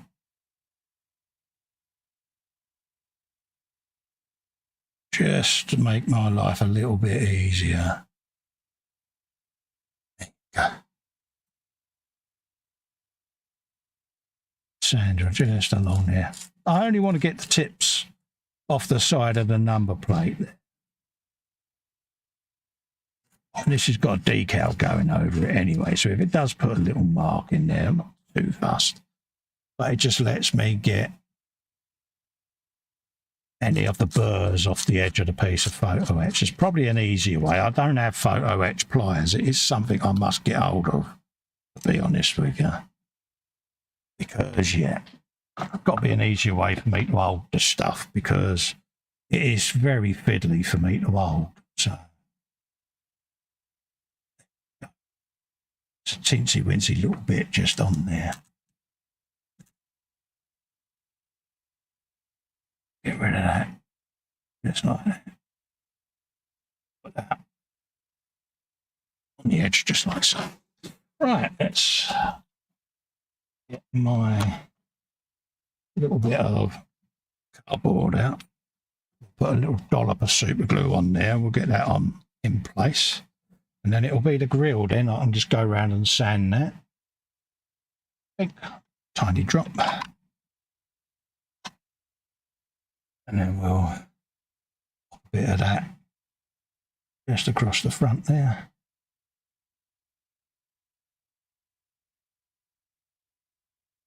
And pop that in place.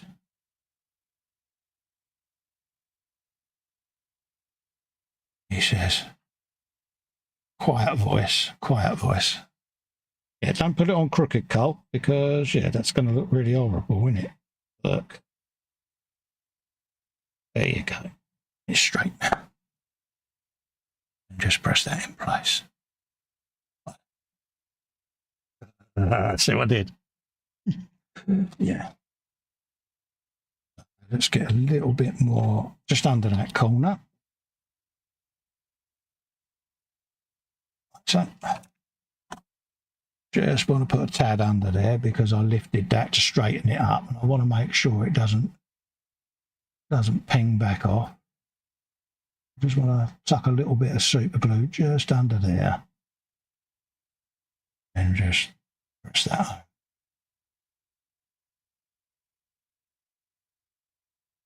on. That is on there then. What we got?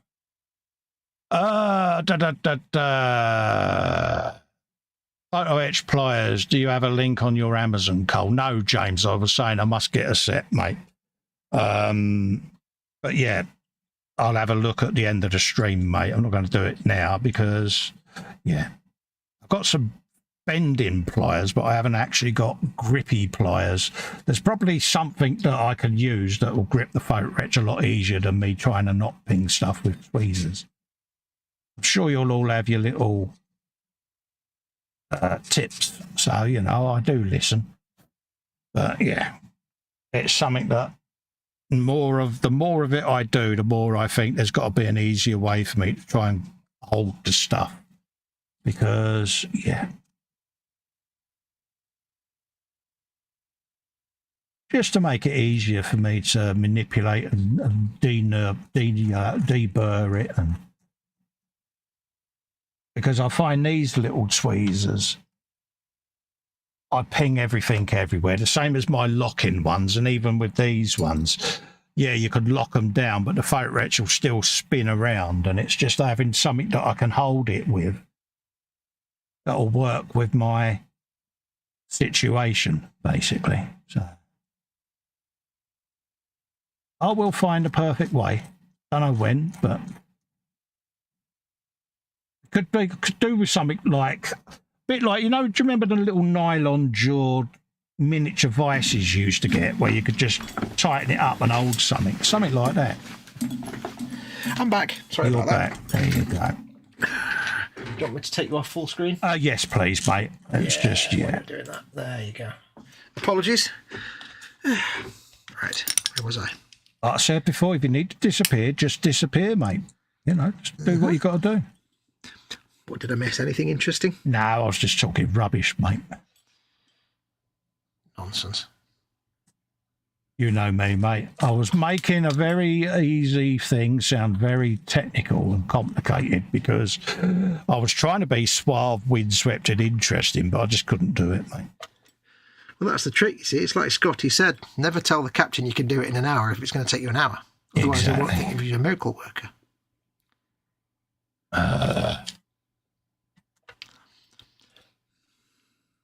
What's that? Panzer says I can recommend the RP bug of PE bender. Yeah, I've got a little photo etch bender over here, mate. I've got the little, oh, what's that called? I can't see what it's called. Yeah. I've got Master Tools photo etch parts bender. I've got one of them. And I've also got the bending pliers, the goddamn bending pliers.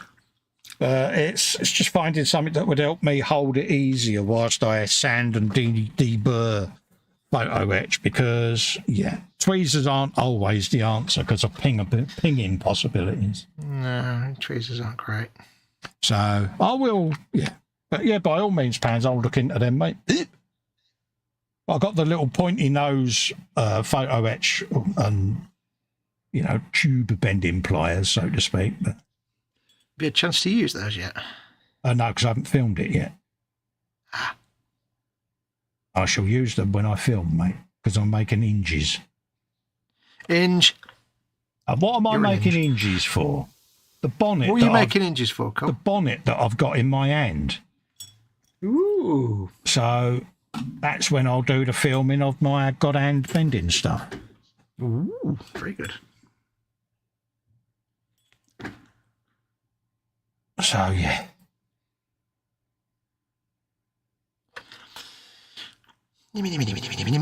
Right.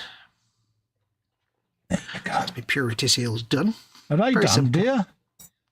Well, I wanted one little last bit of red on the wax bit. Yeah. I've done a highlight. I just want to do a little extra bit of highlight.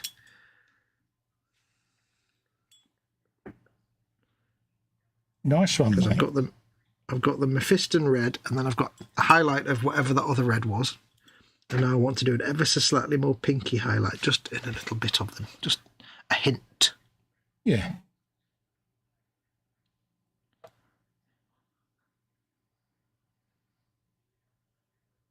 There we go.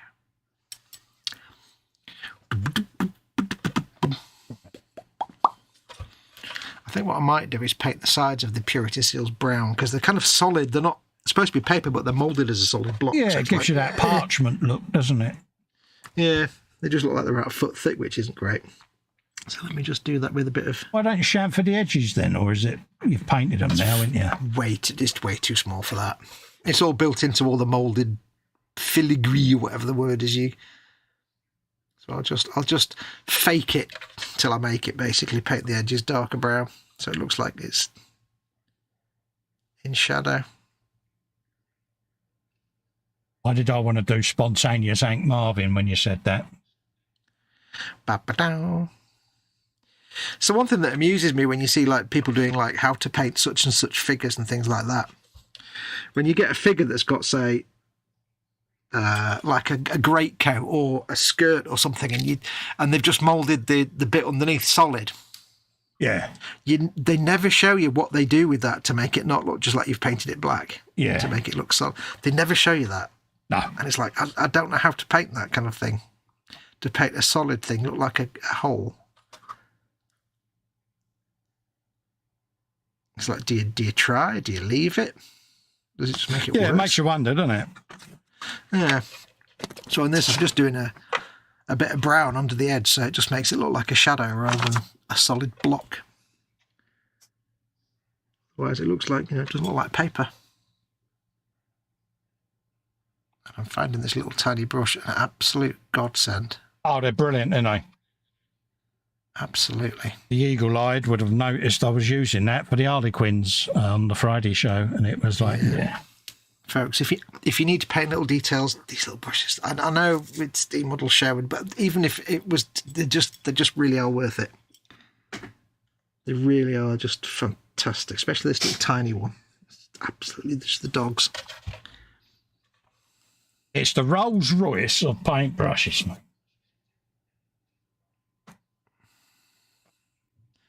Well, it's one of those things you never consider until you actually experience it. But Yeah. People often say, "How do I get better at painting?" And it's like, well, first of all, use good paints. Second of all, do it a lot. But the people seem to forget one of the secrets is the brush determines how good you are. Use good brushes, and you'll find your painting gets better. Equipment, mate, and at the end of the day, isn't it? Yeah. So whatever your preferred brand of brush is, just get yourself some good brushes. My paintings come on so much since I've used different decent brushes. I don't know why. It just helps. Well, like I happy say, with they hold a nice little bit of paint, but for me, doing them Harlequin diamonds was a breeze with them brushes. Be honest with you. So, Yeah. absolute breeze. A breeze, you say? Yeah, a breeze. A breeze.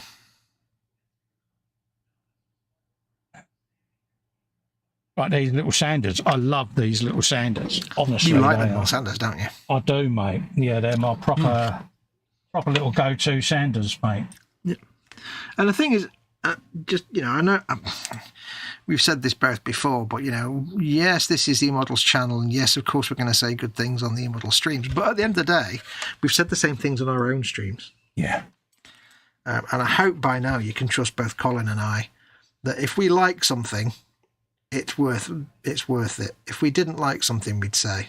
Yeah. So I'm a firm believer. If it works, pimp it. Yeah. If we're bigging something up on the eModels channel, take that at face value. If we're pimping something on our own channel as well, then you can assume we're not lying to you. Absolutely. I use these on my own streams. People go, "Oh, what's them sanders?" It's like, dude, grab them. They are convenient. My own content isn't eModels related. It's my content.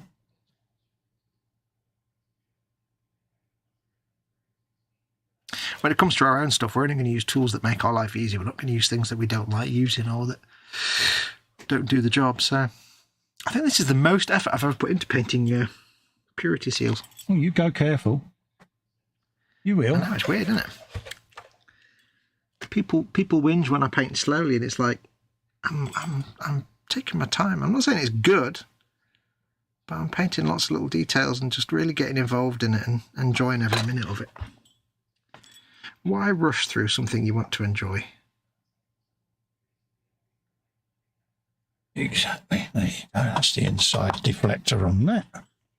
Model making is my escape from the tedium and drudgery of real rubbishness life. of everyday life. Yeah, so why would I want to make that as short as possible?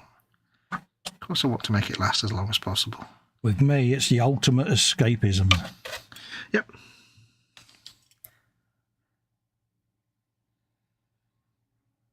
So yeah, there you go. Happy days. I think using Rhinox hide to paint shadow on these things was a very good idea. Exactly. If you look at it just from an angle at a distance, it looks like a thin piece of paper with a shadow underneath it, not a block of plastic painted paper colour. I'm quite pleased with that. I'm really pleased with that. It's not award-winning or anything like that, don't get me wrong. But you know what? Are you happy with it? That's the key. Oh, God, yeah. It looks fine to me. There you go. That's the important thing, dear. I need to put a little bit of green on the skulls, just to make them look a little bit mouldy and ginky. I can't wait to paint that Lord Croak, Oh, I'm so looking forward to that. Yeah, you're going to have fun with it. As I'm learning, I mean, it's been a long journey learning how to brush paint, and I don't even say I'm any good, but as I've been learning, I've been like getting a passion for painting. I like painting like the vehicles and stuff, but even more like painting the organic stuff, like the skulls and the scrolls and the purity seals and the it's just, I don't know, there's more fun to be had painting organic, like rocks and vines, and that thing I'm going to paint, it's got like snakes and frogs and vines and rock and jade, and it's all dudes. It's like, I'm looking forward to that. Right, let's get a bit of a minky green on this, I think. Yeah, I'm going to start wrapping up shortly because it's midnight. Okay, well, I'm just going to do a very quick bit of shade on that, and I will for that need some Athonian camo shade. Because, it is a moment. It is a school night. I am mindful of that. Yes. And also, I need to go to the lavatory, so... Yes, and I need to order some food for my dinner. Right, so there you go. The faintest touch of green on these. Just a hint. Let me do a tiny brush. Happy with that. Just a hint of green. Happy with that, more sun. Just a hint there on that one, and that one on the teeth. Let's get all my components. Got the obligatory wonky wheel. Or have a wonky wheel. I'm not going to put it on the big Admech skull because that's not an actual real skull. So those are supposed to be real skulls. So I'm just giving it a little tiny... I'm not painting it like a wash. I'm just like a little glaze, a little hint, just to give it a touch of green. And I think, other than the highlights for the gold, which we'll do later on, and the light in the robot head, I think we're just about done with that now. I'm very pleased with that. Absolutely. There you go. Apart from that bit there, it's got a big binky mark on it. Hang on. That's well there. Slip through the brush. Just hide that under some You're ink. made of brushes. I made of brushes. It's the order of things. Oh, let's just have a swig of that.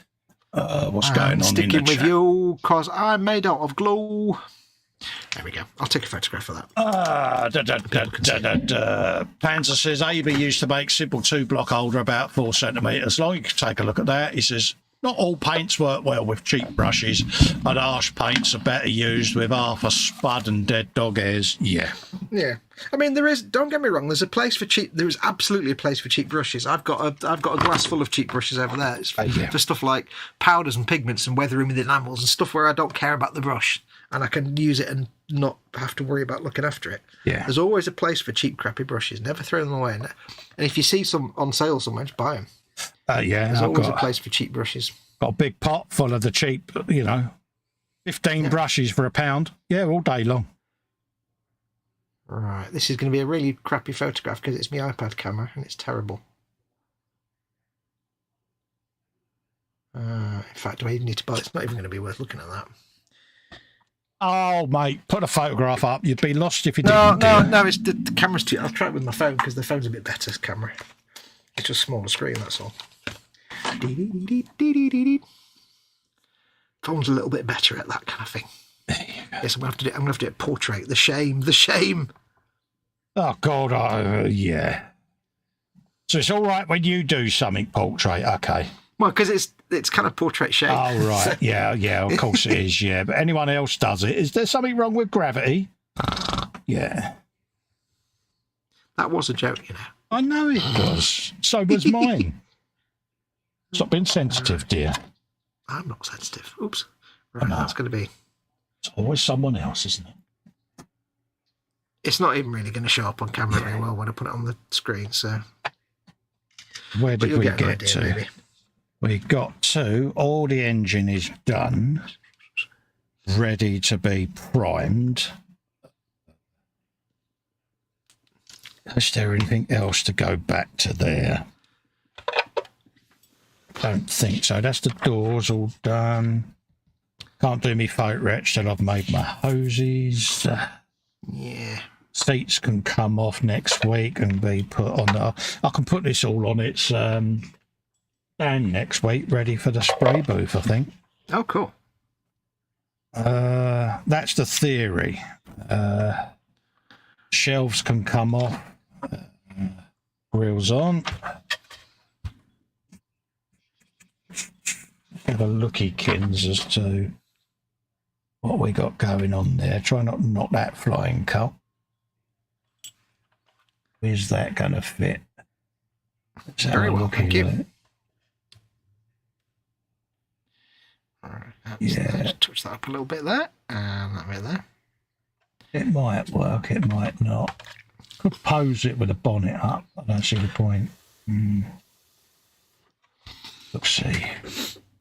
If you can find a 3D printable, grumpy-looking 135th man to be looking in the bonnet. I have a load of 35th figures that I've been getting. My STL file collection is quite large now. Is it huge? It's a bit massive, mate. So that's where I'm at this week, folks. I've got all of that ready. We've got, obviously, the truck itself from last week with the wheels and that. We've got all the engine. Looking rather splendid, ready to be detailed.